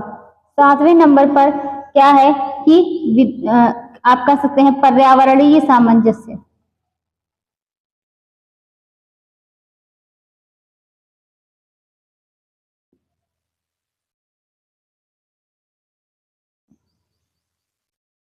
ये हमने क्या देखा, मानसिक स्वास्थ्य को प्रभावित करने वाले कारक। पहला तो हम लोगों ने व्यक्तित्व समझा, अनुवांशिकता भी होता है, और पास पड़ोस का वातावरण, समुदाय। अगर आपके आस पड़ोस यानी आप पास पड़ोस का वातावरण सही नहीं होगा तो देखिए अभी अब आप ऐसी जगह पर रह रहे हैं जहां पर क्या है बहुत मतलब आप कह सकते बहुत गंदी बस्ती हो ना, और वहां पर हमेशा लड़ाई होता हो, तो इससे क्या है आपके मानसिक स्वास्थ्य पर प्रभाव पड़ेगा। अगर आप शारीरिक रूप से स्वस्थ नहीं है तो भी क्या है इससे मानसिक स्वास्थ्य पर प्रभाव पड़ेगा। समाज का भी प्रभाव पड़ता है। समाज कैसा है ना, समाज में बहुत सारे क्या है कुरीतियां हैं, बहुत सारे क्या है मतलब आप जहाँ रहते हैं मतलब समाज जो आपके आसपास का समाज है, आप कह सकते हैं समाज जो है वो बहुत गंदा है। तो इन सब का प्रभाव क्या है, पर्यावरणीय सामंजस्य, समाज की पास पड़ोस का वातावरण, सबका प्रभाव जो होता है वो मानसिक स्वास्थ्य पर पड़ता है। चलिए अब आगे देखते हैं। अब ये हम लोग क्या देखेंगे, एलगी। ये एलगी क्या है, एलगी ये क्या है इसके बारे में समझेंगे। तो फिजिकल हेल्थ से संबंधित ये क्या होता है, एबीसी होता है ना, अभी उसको भी हम लोग पढ़ेंगे, लेकिन अभी हम लोग मानसिक स्वास्थ्य पढ़ रहे हैं। जब फिजिकल हेल्थ पढ़ेंगे, ये मानसिक स्वास्थ्य पढ़ रहे हैं, तो मानसिक स्वास्थ्य में एलगी संबंधित है इससे, और फिजिकल जो हेल्थ पढ़ेंगे उसमें क्या है, एबीसी संबंधित है ना। तो अब हम पहले इसको देख रहे हैं एलगी। ये एलगी है क्या, इसको देखते हैं। एलगी क्या है कि अगर कोई व्यक्ति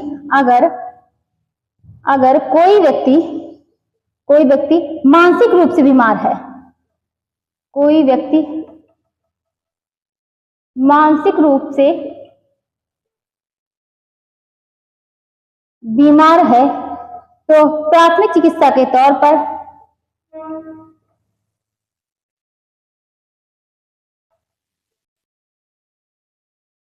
अगर कोई व्यक्ति मानसिक रूप से बीमार है तो प्राथमिक चिकित्सा के तौर पर जो एक्शन लेंगे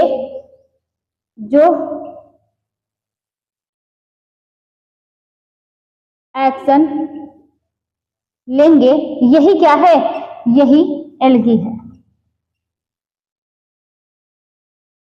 यानी किसी को अगर शारीरिक रूप से मतलब आप कोई दुर्घटना किसी की हो गई, एकाएक आप मान लीजिए किसी की एक्सीडेंट हो गया, तो उसका आप तुरंत क्या है, या कोई व्यक्ति क्या है खाना बना रहा है वो जल गया, तो पहले आप क्या करेंगे, प्राथमिक उपचार करेंगे ना।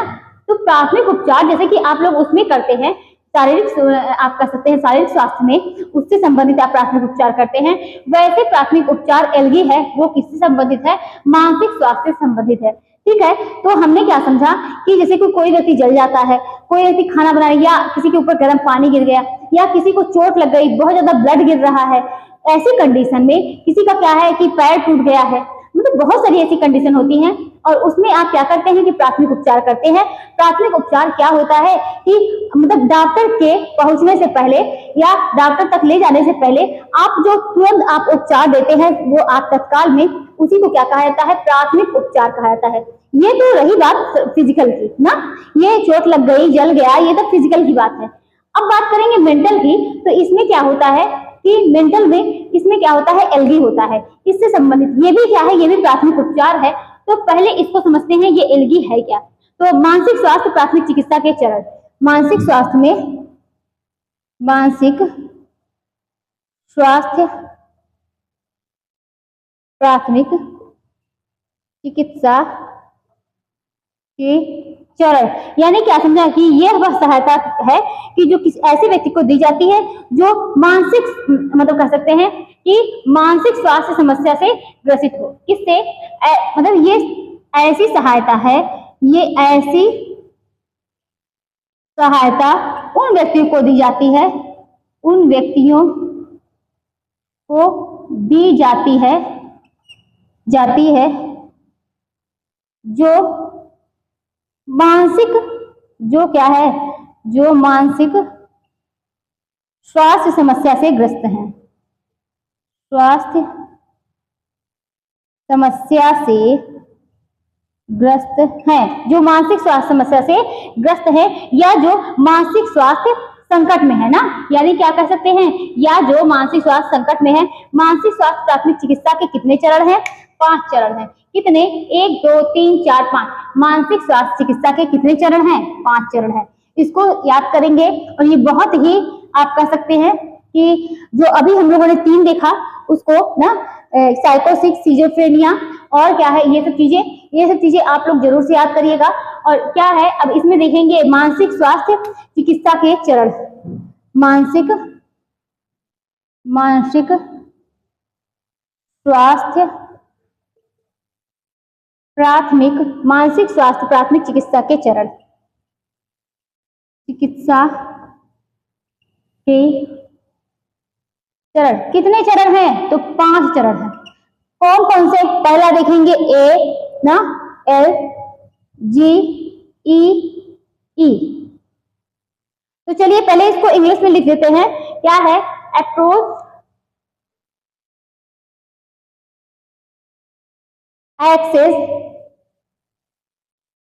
एक्सेस ना, उसके बाद क्या है, एंड असिस्ट क्या होती है कि विथ एनी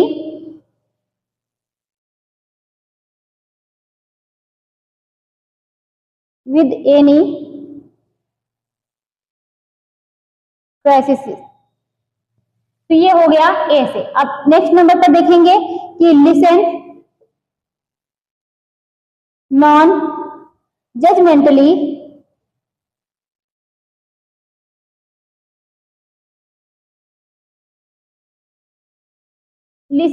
जजमेंटली अब ये जी से देखेंगे, give support and information, give support and information. E से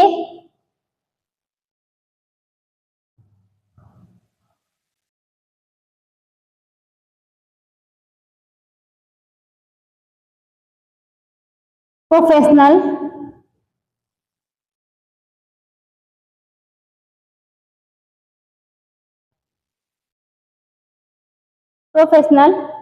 हेल्प। उसके बाद क्या है,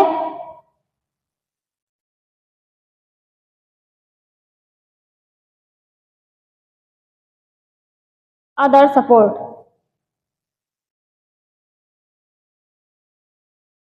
ठीक है, ये हम लोगों ने इसको देखा।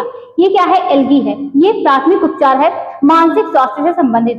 क्या है, मानसिक स्वास्थ्य से संबंधित प्राथमिक उपचार है। कितने चरण है, 5, ALG मतलब आप कह सकते हैं डबल E। ठीक है, इतना तो आप लोगों ने समझा होगा। यानी पहले का अर्थ समझेंगे, ये पहला क्या है, पहले का अर्थ क्या है, यहाँ पर ही आप लिख लीजिए, क्या है कि आत्महत्या या नुकसान के जोखिम का आकलन करें। आत्महत्या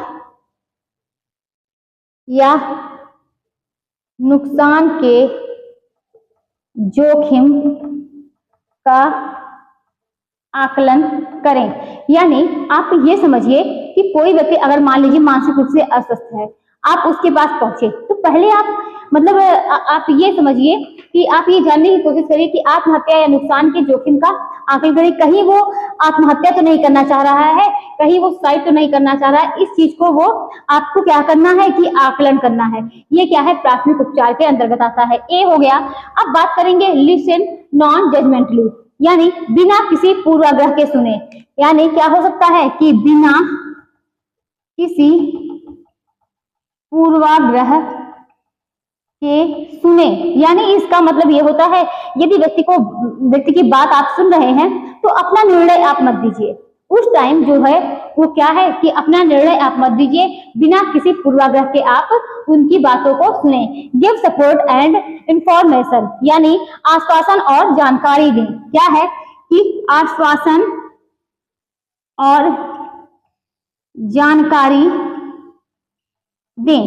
ठीक, तो ये क्या है, आश्वासन और जानकारी दें। अब आगे देखते हैं क्या है कि उसके बाद ये चौथे नंबर पर व्यक्ति को पेशेवर मदद लेने के लिए प्रोत्साहित करें। व्यक्ति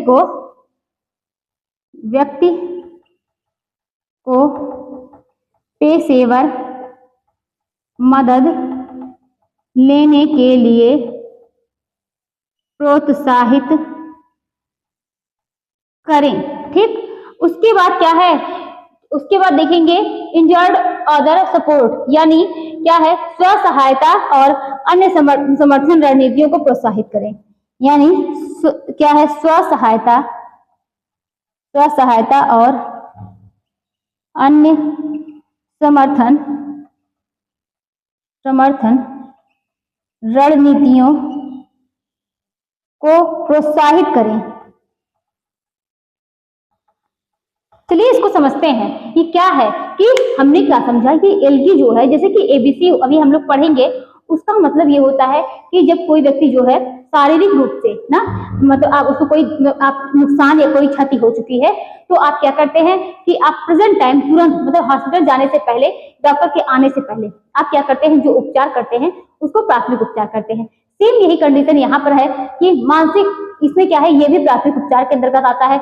मानसिक अस्वस्थता या मानसिक स्वास्थ्य का ये प्राथमिक उपचार, प्राथमिक चिकित्सा के कितने चरण है, 5 है। एलगी है, एलगी ए से क्या है, आत्महत्या या नुकसान के जोखिम का आकलन करें। जब आप पहुंच रहे हैं, कोई व्यक्ति क्या है, ऐसी कोई मान लीजिए कोई दुर्घटना हो गई या तो कोई बात है, तो आप क्या, जब उसके पास जाइए तो पहले आप उसका आकलन करिए कि वो क्या, कौन सा मतलब कहीं आत्महत्या या नुकसान तो नहीं पहुंचा रहा था, आखिर बात क्या है। उसके बाद नेक्स्ट आप क्या है, बिना किसी पूर्वाग्रह के सुने, अपनी कोई बात बिना बोले अपना निर्णय दिए, आप पहले उसकी बात को पूरा सुनिए। तीसरे नंबर पर आता है जी से, आश्वासन और जानकारी दें। आप उसको आश्वासन दें कि नहीं, ऐसे नहीं, सब कुछ सही होगा। मान लीजिए किसी को मतलब कोई क्या है, बहुत आप कह सकते हैं कि मतलब उसको क्या है, बहुत तकलीफ है किसी चीज से, लेकिन तो और ये आप कह सकते हैं कि वो बहुत उदास है कि मैं ये नहीं कर पा रहा हूँ, तो आप उसको कहिए नहीं ये आप कर लेंगे, नहीं ये ठीक है, मतलब उसको आश्वासन दे कि नहीं ये सब कुछ ठीक हो जाएगा। ऐसी परिस्थितियां आज बनी हैं, कल ऐसी परिस्थितियां नहीं रहेंगी। तो क्या करना चाहिए कि आप उसको आश्वासन दीजिए और जानकारी दीजिए। नेक्स्ट नंबर पर आता है क्या कि व्यक्ति को पेशेवर मदद लेने के लिए प्रोत्साहित करें। उसको क्या है कि कोई मतलब आप कह सकते हैं जॉब से संबंधित कोई अगर मदद लेनी है तो उसके लिए उसको प्रोत्साहित करिए। फिर क्या है कि स्व सहायता, मतलब कहिए कि खुद से आप करिए, हो जाएगा आपसे। ऐसी बातें नहीं है कि अपने से इंसान करना चाहे तो क्या नहीं कर सकता है, मतलब समझाने के बहुत से तरीके होते हैं। स्व सहायता और अन्य समर्थन रणनीतियों को आप क्या करिए कि प्रोत्साहित करिए। ये क्या हो गया, मानसिक स्वास्थ्य के प्राथमिक चिकित्सा के 5 चरण हो गए। हमने 3 क्या देखे थे, तो 3 में हमने क्या देखा था उसको सुनिए। 3 में हम लोगों ने देखा था सिजोफ्रेनिया, साइकोसिस, पैरानोइया ना। तो ये क्या है, मानसिक अस्वस्थता की 3 अंग थे। कौन कौन से, सीजो क्या है, सीजोफ्रेनिया और क्या साइकोसिस और क्या है पैरानोइया। 3 हम लोगों ने देखे थे। उसके बाद क्या है, ये प्राथमिक चिकित्सा है किसके, मानसिक स्वास्थ्य के, क्या है, एलगी। ठीक, अब आगे हम लोग क्या देखेंगे उसको देखते हैं। ये तो बात हो गई मानसिक स्वास्थ्य की। अब बात करेंगे कि एबीसी, हमने क्या कहा कि एबीसी ये किसकी बात है, तो शारीरिक स्वास्थ्य की, शारीरिक स्वास्थ्य की। तो शारीरिक स्वास्थ्य में अगर एबीसी प्लान, ये किसके लिए है, फिजिकल मतलब फिजिकल के लिए प्राथमिक उपचार, किसके लिए, शारीरिक स्वास्थ्य के लिए प्राथमिक उपचार। प्राथमिक उपचार क्या है, ए बी सी। चलिए ए को समझते हैं। ए का मतलब क्या होता है कि एयरवे। बी का मतलब क्या होता है कि ब्रीदिंग।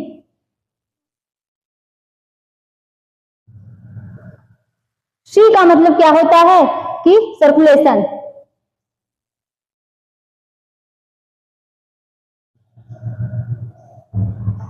तो हमने क्या समझा कि शारीरिक स्वास्थ्य के लिए प्राथमिक उपचार ये मतलब किए जाते हैं, ये 3 है। मानसिक स्वास्थ्य के लिए प्राथमिक उपचार एलगी 5 चरण थे, एयरवे, ब्रीदिंग और सर्कुलेशन, ये हमने देखा। अगर प्राथमिक चिकित्सा क्या होती है कि तत्काल उपचार के लिए ये क्या करती है, ये संदर्भित करती है जब कोई व्यक्ति बीमार है या घायल है, उसको जो तुरंत करंट में जो क्या होता है उपचार दिया जाता है, वही क्या कहलाता है, प्राथमिक उपचार। जैसे कि कोई पानी में डूब रहा है ना, पानी में डूब रहा है, उसको अगर आपने बाहर निकाला तो उसको इसी तरीके से नहीं छोड़ देंगे ना, उसको देखते होंगे कि उसके पेट पे इस तरीके से हाथ रख के क्या करते हैं, ऐसे से प्रेस करते हैं कि वो क्या है कि अगर पानी जो है उसके पेट में चला गया हो या उसके मुंह भरा हुआ हो तो पानी को बाहर कर दे, यही तो करते हैं ना। तो इसी तरीके से क्या है, ये प्राथमिक उपचार के अंतर्गत है। आप देखते होंगे किसी को अगर सांप काट लिया है तो आप क्या करते हैं, प्राथमिक उपचार क्या तुरंत क्या है इस तरीके से छोड़ देते हैं, नहीं, खूब कसा मतलब जो हो सकता है, जो बन पड़ता है उसके लिए क्या है, आप लोग पहले प्रयास करते हैं, उसके बाद क्या करते हैं कि आप डॉक्टर के पास ले जाते हैं, यही प्राथमिक उपचार है। डॉक्टर के पास जाने से पहले जो उसको तुरंत क्या है उपचार या ट्रीटमेंट दिया जाता है, वही क्या कहलाता है, प्राथमिक उपचार। मानसिक उपचार में हमने क्या देखा था, जो मानसिक मतलब मानसिक स्वास्थ्य के लिए जो प्राथमिक उपचार था उसको बोलते हैं एलगी ना, उसको बोलते हैं एलगी, और इसको बोलते हैं एबीसी। ए का अर्थ होता है शारीरिक स्वास्थ्य के लिए प्राथमिक उपचार, ए का अर्थ होता है एयरवे, बी का अर्थ होता है ब्रीदिंग, सी का अर्थ होता है सर्कुलेशन। चलिए एक एक करके समझते हैं। एबीसी यानी क्या होता है, वायु मार्ग स्वास्थ्य और वायु मार्ग श्वास और वायु मार्ग श्वास और परिसंचार को दर्शाता है। परिसंचार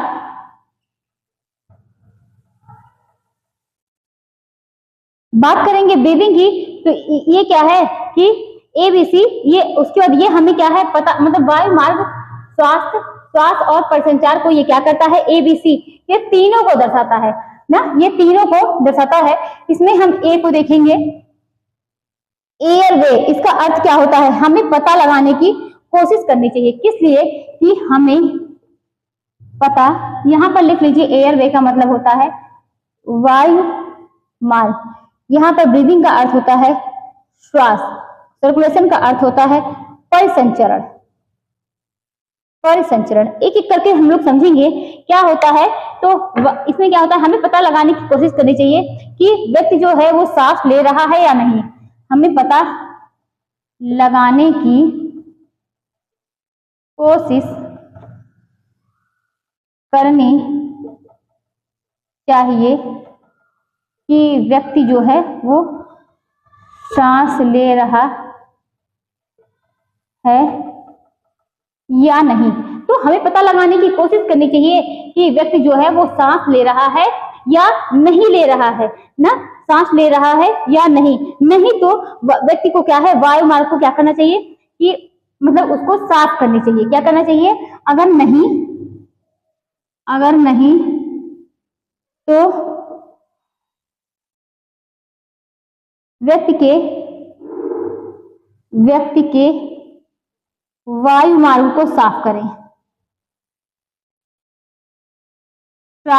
ये तो पहला हो गया। बात करेंगे सेकंड नंबर की, तो सेकंड नंबर पर क्या है, वायु मार्ग को साफ करने के बाद, वायु मार्ग को साफ करने के बाद क्या होना चाहिए कि यदि व्यक्ति सांस नहीं ले रहा है तब भी जो है, यदि व्यक्ति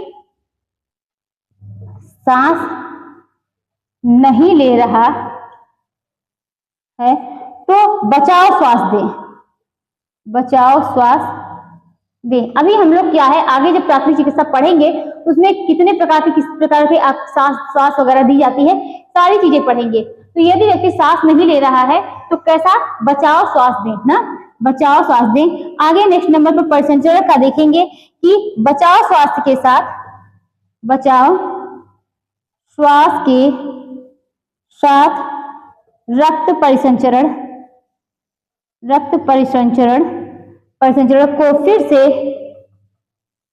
फिर से शुरू करने के लिए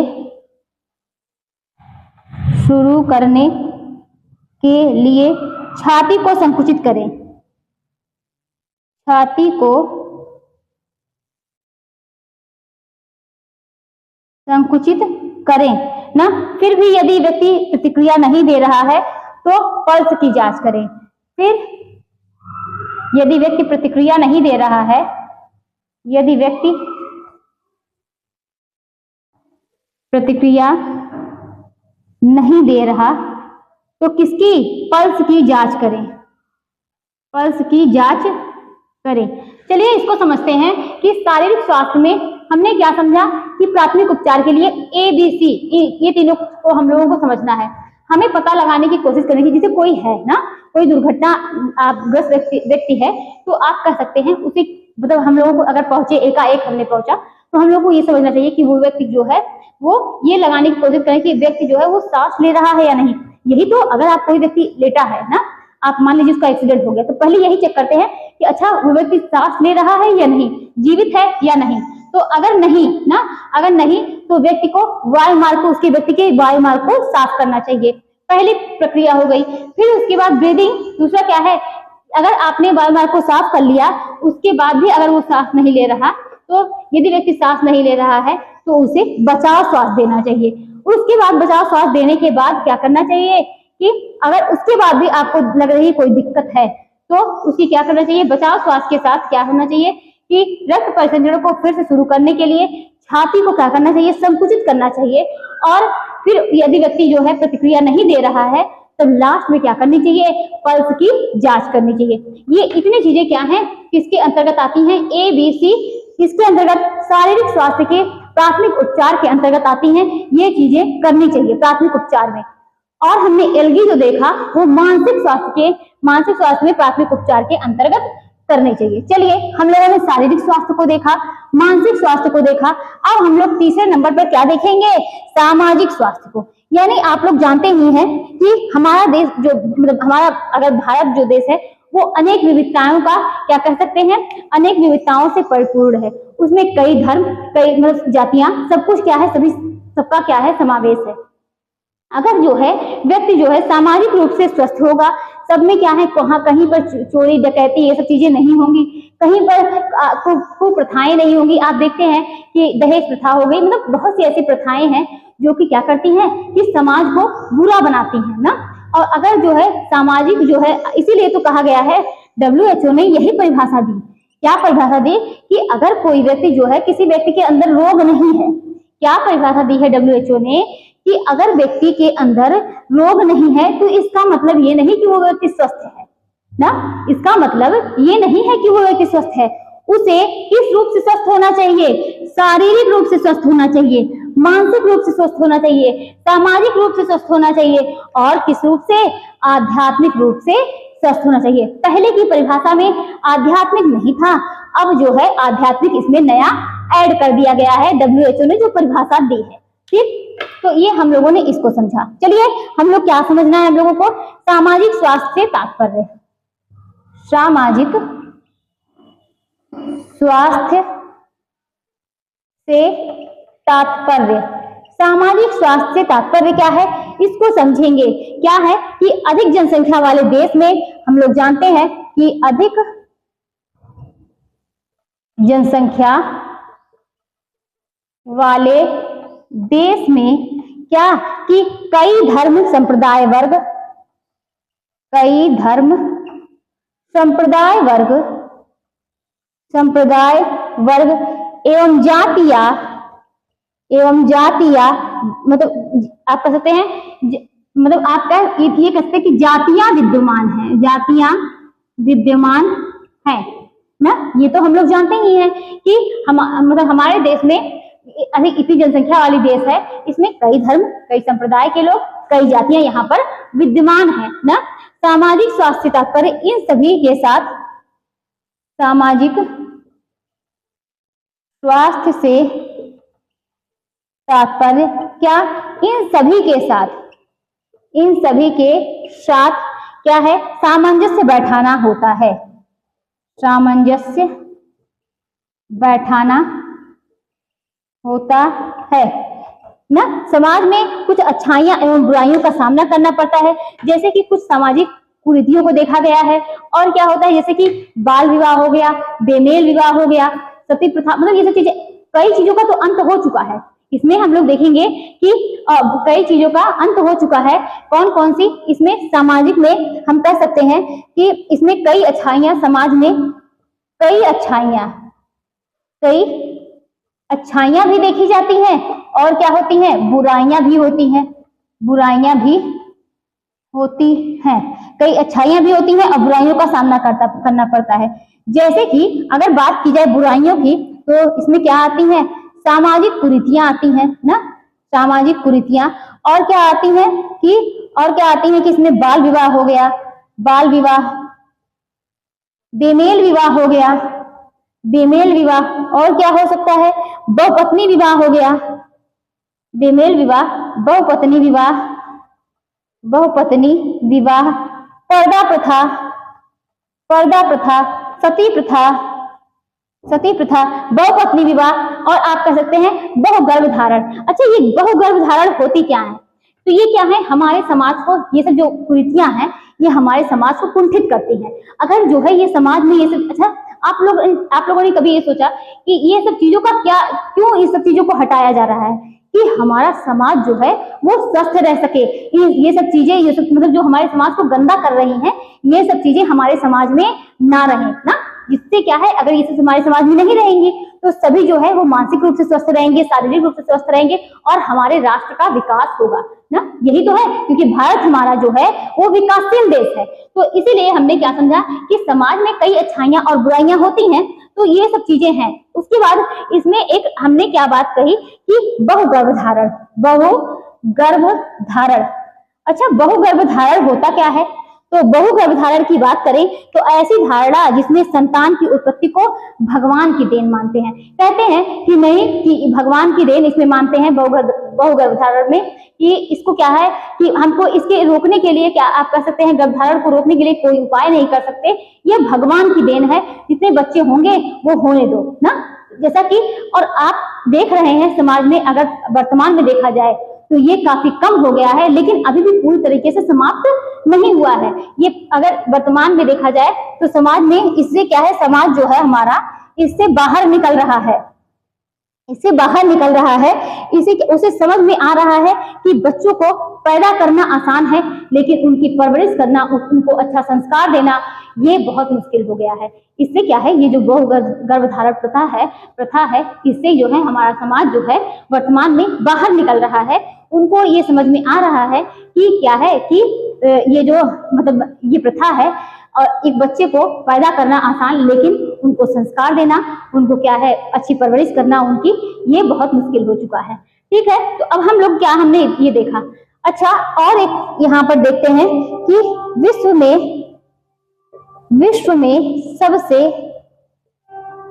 में सबसे बड़ा प्राथमिक चिकित्सा, विश्व में सबसे बड़ा प्राथमिक चिकित्सा प्रदाता का नाम क्या है, यूनेस्को है। क्या है, यूनेस्को है। तो विश्व में सबसे बड़ा प्राथमिक चिकित्सा प्रदाता का नाम क्या है, यूनेस्को है ना। प्राथमिक चिकित्सा के संदर्भ में जो मतलब आप यहाँ पर एक पॉइंट और नोट करिए कि प्राथमिक चिकित्सा के संदर्भ में प्राथमिक चिकित्सा के संदर्भ में जलने को 3 भागों में विभाजित किया गया है। 3 भागों में विभाजित किया गया है। पहला क्या है कि फर्स्ट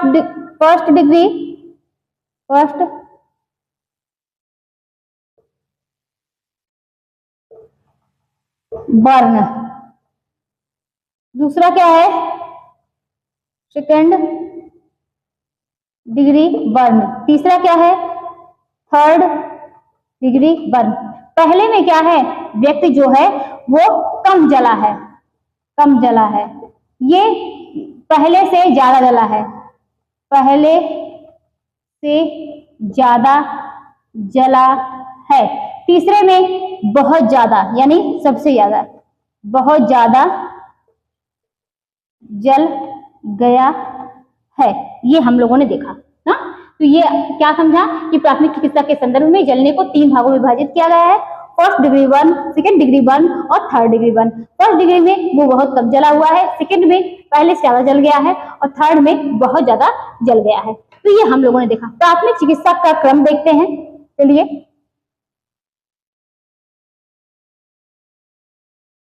प्राथमिक चिकित्सा का क्रम,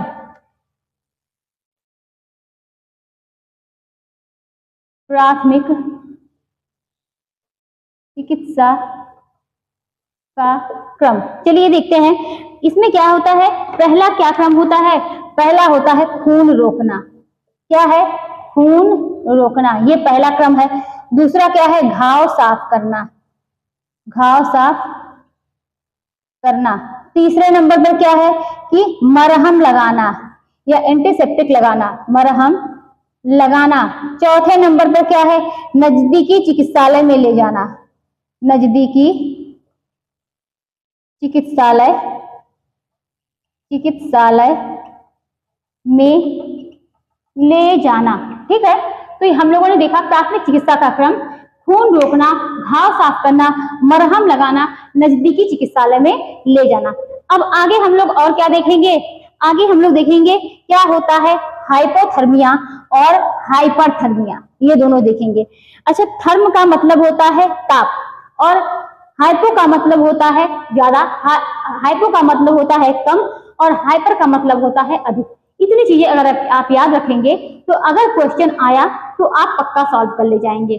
क्या है, हमने क्या समझा कि हाइपोथर्मिया, हाइपोथर्मिया हमने क्या समझा, हाइपो का मतलब होता है कम, थर्म का मतलब क्या होता है, थर्म का मतलब होता है ताप ना, हाइपोथर्मिया। यहीं पर देखते हैं हाइपरथर्मिया, हाइपरथर्मिया। हाइपर का मतलब होता है ज्यादा और थर्म का मतलब होता है ताप। यहीं पर आप समझ रहे होंगे। चलिए देखते हैं, जब शरीर गर्मी पैदा करने की तुलना में तेजी से गर्मी खो देता है, ये क्या करता है, जब शरीर गर्मी पैदा करने की तुलना में तेजी से क्या है, गर्मी खो देता है। तो क्या होता है, खो देता है, जिससे क्या होता है कि शरीर का तापमान गिरने लगता है, जिससे शरीर का तापमान गिरने लगता है। ऐसी स्थिति को हाइपोथर्मिया कहते हैं। बात करते हैं अगर जब शरीर गर्मी क्या होता है कि यहाँ पर हाइपरथर्मिया की, कि जब शरीर तेजी से अपना तापमान बढ़ा रहा हो, जब शरीर तेजी से अपना तापमान बढ़ा रहा हो, ऐसी स्थिति को हाइपरथर्मिया कहते हैं। ठीक, तो हमने हाइपोथर्मिया और हाइपरथर्मिया देखी। चलिए और देखते हैं,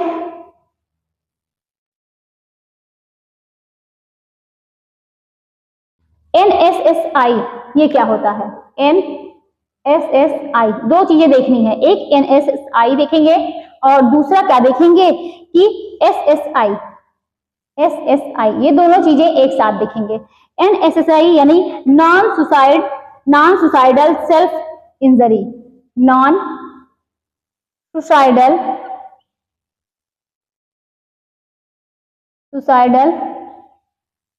सेल्फ, और क्या होता है कि इंजरी। अब आगे देखते हैं यहां पर सुसाइडल सेल्फ इंजरी।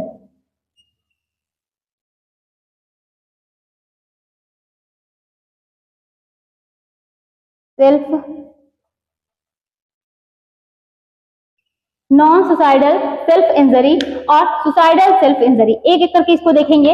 ये क्या होता है? बिना आत्महत्या के इरादे से खुद को घायल करना, बिना आत्महत्या के इरादे से खुद को घायल करना। बिना आत्महत्या के इरादे से अगर आप खुद को नुकसान पहुंचा रहे हैं उसको बोलते हैं NSSI। यहाँ पर सुसाइडल सेल्फ इंजरी यानी आत्महत्या के इरादे से जानबूझकर खुद को घायल करना। आत्महत्या के इरादे से जानबूझकर खुद को घायल करना, ये क्या हो गया? ये करना। फिर उसके बाद हम लोगों ने इतनी चीजें देखी कि NSSI और क्या है SSI क्या होता है। उसके बाद अब आगे देखते हैं कि क्या है स्पिरिचुअल हेल्थ, यानी जो नया क्या है स्वास्थ्य परिभाषा में नया ऐड कर दिया गया उसको क्या बोलते हैं? आध्यात्मिक स्वास्थ्य। क्या बोलते हैं? आध्यात्मिक। अच्छा, आध्यात्मिक स्वास्थ्य का मतलब किसी धर्म या आप कह सकते हैं धर्म से नहीं है ना। आध्यात्मिक का मतलब क्या होता है कि WHO ने इसे नया जो है क्या किया है कि नया आयाम या चौथा आयाम कह सकते हैं, इसको जोड़ा है। WHO ने किसमें? स्वास्थ्य की परिभाषा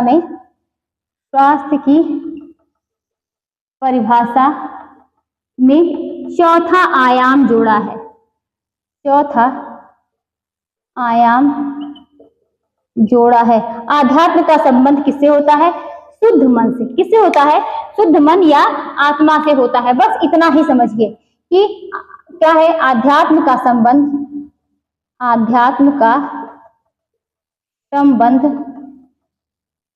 शुद्ध मन या आत्मा से है। शुद्ध मन या आत्मा से है। और ये जो आध्यात्म है ये शरीर विज्ञान से परे है, इसे देखा नहीं जा सकता ना।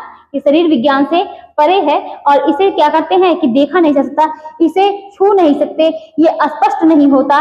तो ये सब क्या है? ये आप कह सकते हैं तो ये आध्यात्म जो है ये पूर्णतः जो होता है ये पूर्णतः मनोवैज्ञानिक होता है। तो ये हम लोगों ने आध्यात्मिक स्वास्थ्य देखा। अच्छा, अब चलते हैं कुछ महत्वपूर्ण क्या है क्वेश्चन को देखते हैं।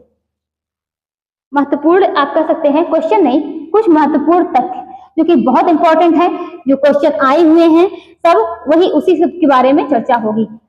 आप लिख लीजिए महत्वपूर्ण तथ्य। चलिए इसको देखते हैं। क्या है? WHO ने किस सोशल मीडिया की से साझेदारी की है? WHO ने क्या है कि WHO ने आप कह सकते हैं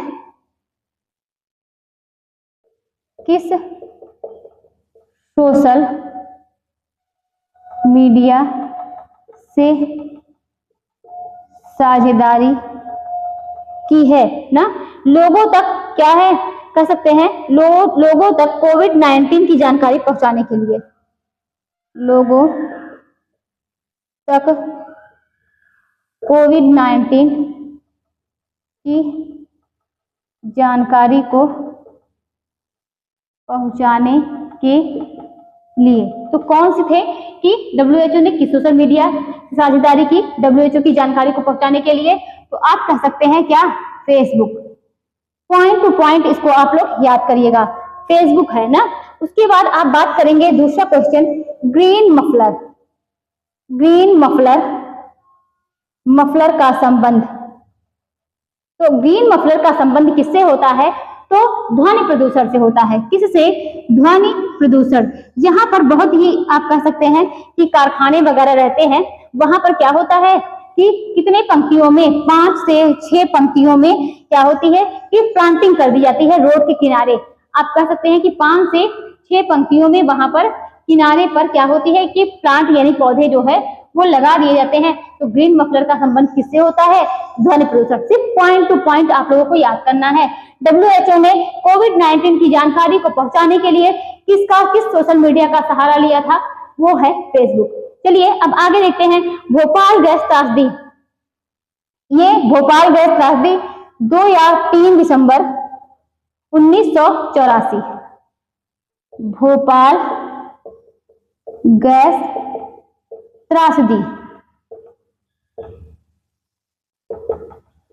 3 दिसंबर 1984। ठीक है, भोपाल गैस त्रासदी हो गया। अब आगे देखते हैं क्या कि जल प्रदूषक को मापने का, जल प्रदूषक को मापने हेतु कौन सी जांच जो है की जाती है? तो आप कह सकते हैं BOD यानी बायो, क्या कह सकते हैं कि बायोकेमिकल ऑक्सीजन डिमांड। क्या कह सकते हैं? Biochemical oxygen demand. ठीक है, इतना आप लोगों ने समझा कि भोपाल गैस त्रासदी 2 या 3 दिसंबर 1984 जल प्रदूषण को मापने की हेतु कौन सी जांच की जाती है? तो BOD यानी बायोकेमिकल ऑक्सीजन डिमांड। अब बात करते हैं कि ये हम लोगों ने भोपाल गैस त्रासदी देखा और क्या देखा कि योग जो है किससे हुई? योग शब्द की उत्पत्ति संस्कृत भाषा से हुई है। किससे? संस्कृत भाषा से हुई है, भाषा से हुई। योग दिवस की बात की जाए, योग दिवस तो कब मनाया जाता है? योग दिवस जो है वो 21 जून। कब? योग दिवस जो है वो 21 जून को योग दिवस मनाया जाता है। मनोवृत्ति के विरोध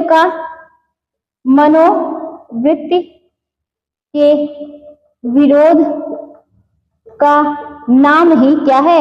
नाम ही योग है। किसने कहा? महर्षि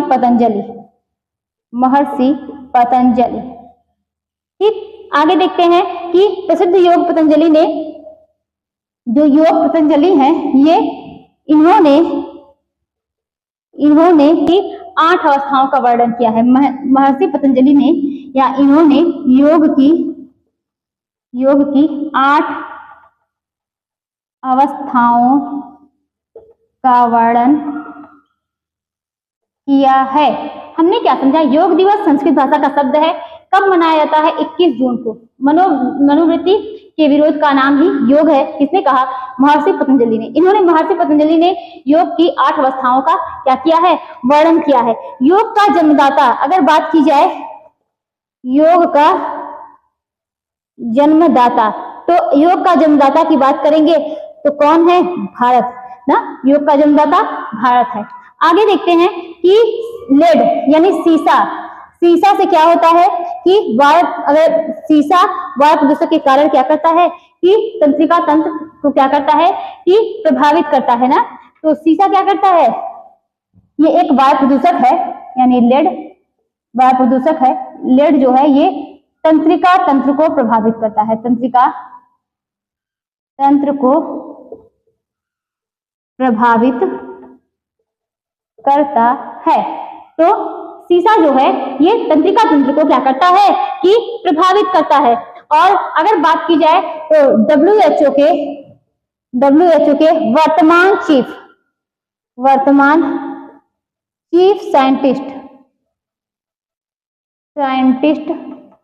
कौन है? तो इनका नाम है डॉक्टर जेरेमी फरार। तो WHO के वर्तमान चीफ साइंटिस्ट डॉक्टर जेरेमी फरार है। कौन है? डॉक्टर जेरेमी फरार। अच्छा, WHO के क्या कह सकते हैं कितने क्षेत्रीय कार्यालय हैं? तो WHO के 6 क्षेत्रीय कार्यालय है ना। ये हम लोगों ने समझा। आगे हम लोग देखते हैं WHO का मुख्यालय कहां पर है? जेनेवा में है ना। WHO ने अफ्रीका को क्या है, अफ्रीका को पोलियो मुक्त घोषित किया है, पोलियो मुक्त घोषित किया है। और मानव निर्मित प्रदूषक को, मानव निर्मित प्रदूषण को क्या कहा जाता है, एंथ्रोपोजेनिक, क्या कहते हैं, पोजेनिक कहते हैं, एंथ्रोपोजेनिक बोलते हैं। हमने क्या समझा कि लेड जो है ये तंत्रिका तंत्र को प्रभावित करता है। WHO के वर्तमान चीफ साइंटिस्ट कौन है, तो डॉक्टर जेरेमी फरार हैं। और कौन है, तो ऑक्सफोर्ड, कितने कार्यालय, 6 क्षेत्रीय कार्यालय, मुख्यालय जिनेवा। अफ्रीका ने, WHO ने अफ्रीका को पोलियो मुक्त घोषित किया। किसको पोलियो मुक्त घोषित किया, अफ्रीका को। मानव निर्मित प्रदूषण को एंथ्रोपोजेनिक कहते हैं, क्या कहते हैं, एंथ्रोपोजेनिक। अच्छा, वातावरण को कौन कौन सी गैस जो प्रदूषित करती है, तो इसमें कौन कौन सी गैस आती है, मीथेन है, और क्या हो सकती है कि कार्बन मोनोऑक्साइड, और क्या है, कार्बन डाइऑक्साइड। कार्बन मोनोऑक्साइड को क्या बोलते हैं, गला घोटू गैस बोलते हैं ना, क्या बोलते हैं, कार्बन मोनोऑक्साइड को गला घोटू गैस के नाम से जानते हैं। अम्लीय वर्षा का कारण, किसका, अम्लीय वर्षा का कारण क्या है, तो नाइट्रस ऑक्साइड और नाइट्रस ऑक्साइड और सल्फर डाइऑक्साइड,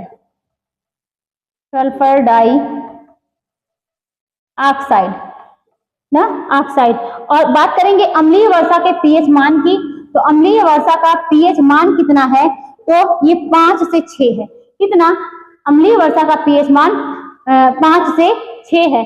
आगे देखते हैं कि अगर बात की जाए विश्व बाल दिवस की, और विश्व बाल दिवस कहा जाए तो आप क्या कहेंगे, एक विश्व बाल दिवस होता है, दूसरा राष्ट्रीय बाल दिवस होता है। विश्व बाल दिवस कब मनाया जाता है, विश्व बाल दिवस ना। दूसरे नंबर पर बात करेंगे राष्ट्रीय बाल दिवस। चलिए विश्व बाल दिवस देखते हैं, ये 20 नवंबर, और राष्ट्रीय बाल दिवस कब, तो 14 नवंबर, ठीक है। तो हमने क्या समझा, और नेक्स्ट देखते हैं यूनिसेफ संयुक्त राष्ट्र संघ का अस्थायी सदस्य, यूनिसेफ संयुक्त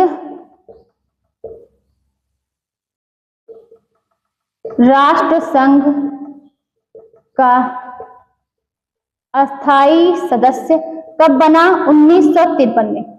यूनिसेफ संयुक्त राष्ट्र संघ का अस्थायी सदस्य 1953 में बना।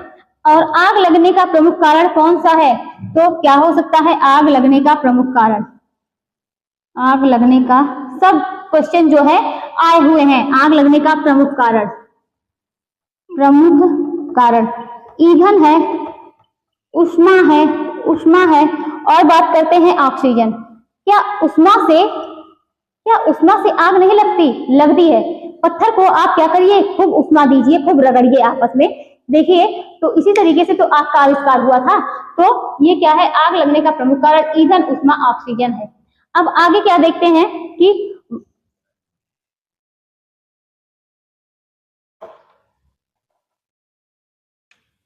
केंद्रीय मंत्रालय के अधीन कब, 1956, केंद्रीय मंत्रालय के अधीन 1956 में केंद्रीय स्वास्थ्य ब्यूरो का गठन हुआ। में किसका, केंद्रीय स्वास्थ्य ब्यूरो का गठन हुआ। केंद्रीय मंत्रालय के अधीन क्या है, 1956 में केंद्रीय स्वास्थ्य ब्यूरो का क्या हुआ था, गठन हुआ था। प्राथमिक स्वास्थ्य केंद्र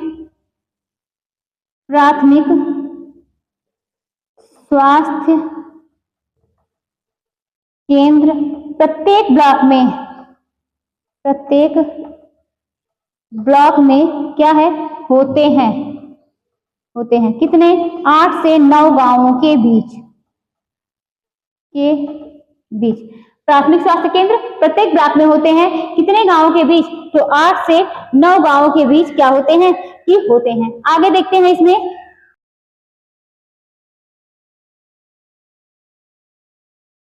नंबर पर क्या है, ग्रीन हाउस गैस क्या है? तो कौन सी ग्रीन हाउस गैस है? Green house gas. तो ग्रीन हाउस गैस की बात करेंगे तो इसमें कौन सी है? जल वाष्प, CO2, मीथेन। जल वाष्प, CO2, मीथेन। हाउस गैस कौन सी है? जल वाष्प है, CO2 है और क्या है कि मीथेन है। आगे देखते हैं कि जन स्वास्थ्य रक्षक की नियुक्ति की जाती है। ये तो हम लोगों ने पढ़ा है, जन स्वास्थ्य रक्षक की नियुक्ति की जाती है। कितने? तो 1000 आबादी वाले गांव। कितने? 1000 आबादी वाले गांव पर, गांव में 1000 आबादी वाले गांव में क्या होती है कि जन स्वास्थ्य रक्षक की नियुक्ति की जाती है। आगे देखते हैं, केंद्रीय शासन की सहायता से, केंद्रीय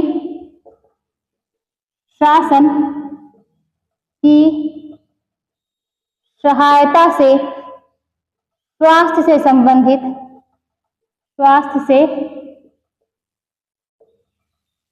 संबंधित गांवों में चलने वाली योजना आंगनबाड़ी है, बालवाड़ी है, बाल आहार है। आंगनबाड़ी, बालवाड़ी और बालाहार। क्या है? बालाहार। ठीक है, तो केंद्रीय शासन की सहायता से स्वास्थ्य से संबंधित गांवों में चलने वाली योजना आंगनबाड़ी है, बालवाड़ी है और बाला आहार है। तो आगे देखते हैं कि ये हम लोगों ने इतना देखा और एक दो पॉइंट और इसमें कुछ नोट कर लेते हैं। वो क्या है? केंद्र सरकार ने वायु प्रदूषण निवारण, केंद्र सरकार ने वायु प्रदूषण निवारण नियंत्रण कानून कब पास किया? नियंत्रण कानून कब पास किया? तो इसको बात करेंगे कब पास किया था, तो 1981 में। कब पास किया था? 1981 में केंद्र सरकार ने वायु प्रदूषण निवारण नियंत्रण कानून जो है वो पास किया था। आगे इसमें हम लोगों ने इतनी चीज देखी, सीवेज के बैक्टीरिया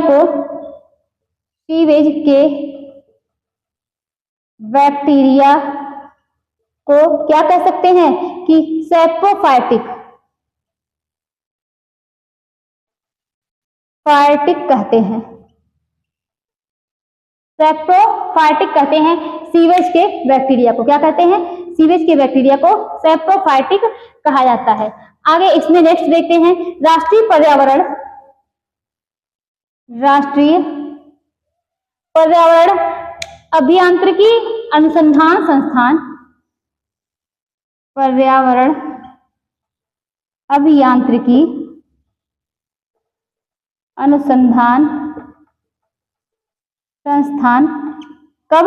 नागपुर में स्थापना की बात करेंगे तो कब? 1958 में हुआ था। उद्देश्य की बात की जाए तो इसका उद्देश्य क्या था? इसका उद्देश्य था पर्यावरण और इंजीनियरिंग के क्षेत्र में, पर्यावरण और इंजीनियरिंग के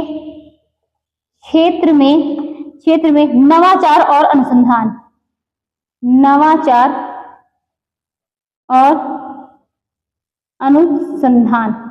ये क्या है कि हमने क्या समझा? राष्ट्रीय पर्यावरण अभियांत्रिकी अनुसंधान संस्थान कहाँ पर है?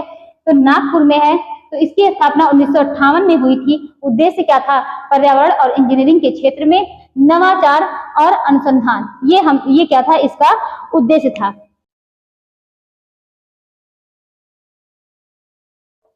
चलिए इसमें कुछ पॉइंट और बचे हैं।